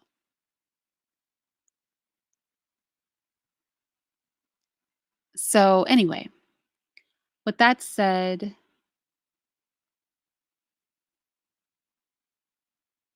well, I don't know, Cassandra, because sometimes, when you're in a relationship, your man is cheating on you and you're not convinced he's not, but you just decide that you're just going to pretend and believe that, what I mean? Cassandra, sometimes we could choose to believe, so we can know something's a lie. We just choose to go along with it because the alternative is not something we want to believe, I guess is my point. So that is possible sometime. We all know some people that they know that's not the truth, but they just can't face the truth. So they would just rather bury their head in I'm just going to believe the bullshit. I'm just act like I don't see it. Nothing to see here. But with that said, yeah, I will talk to you guys later. Okay. Bye-bye.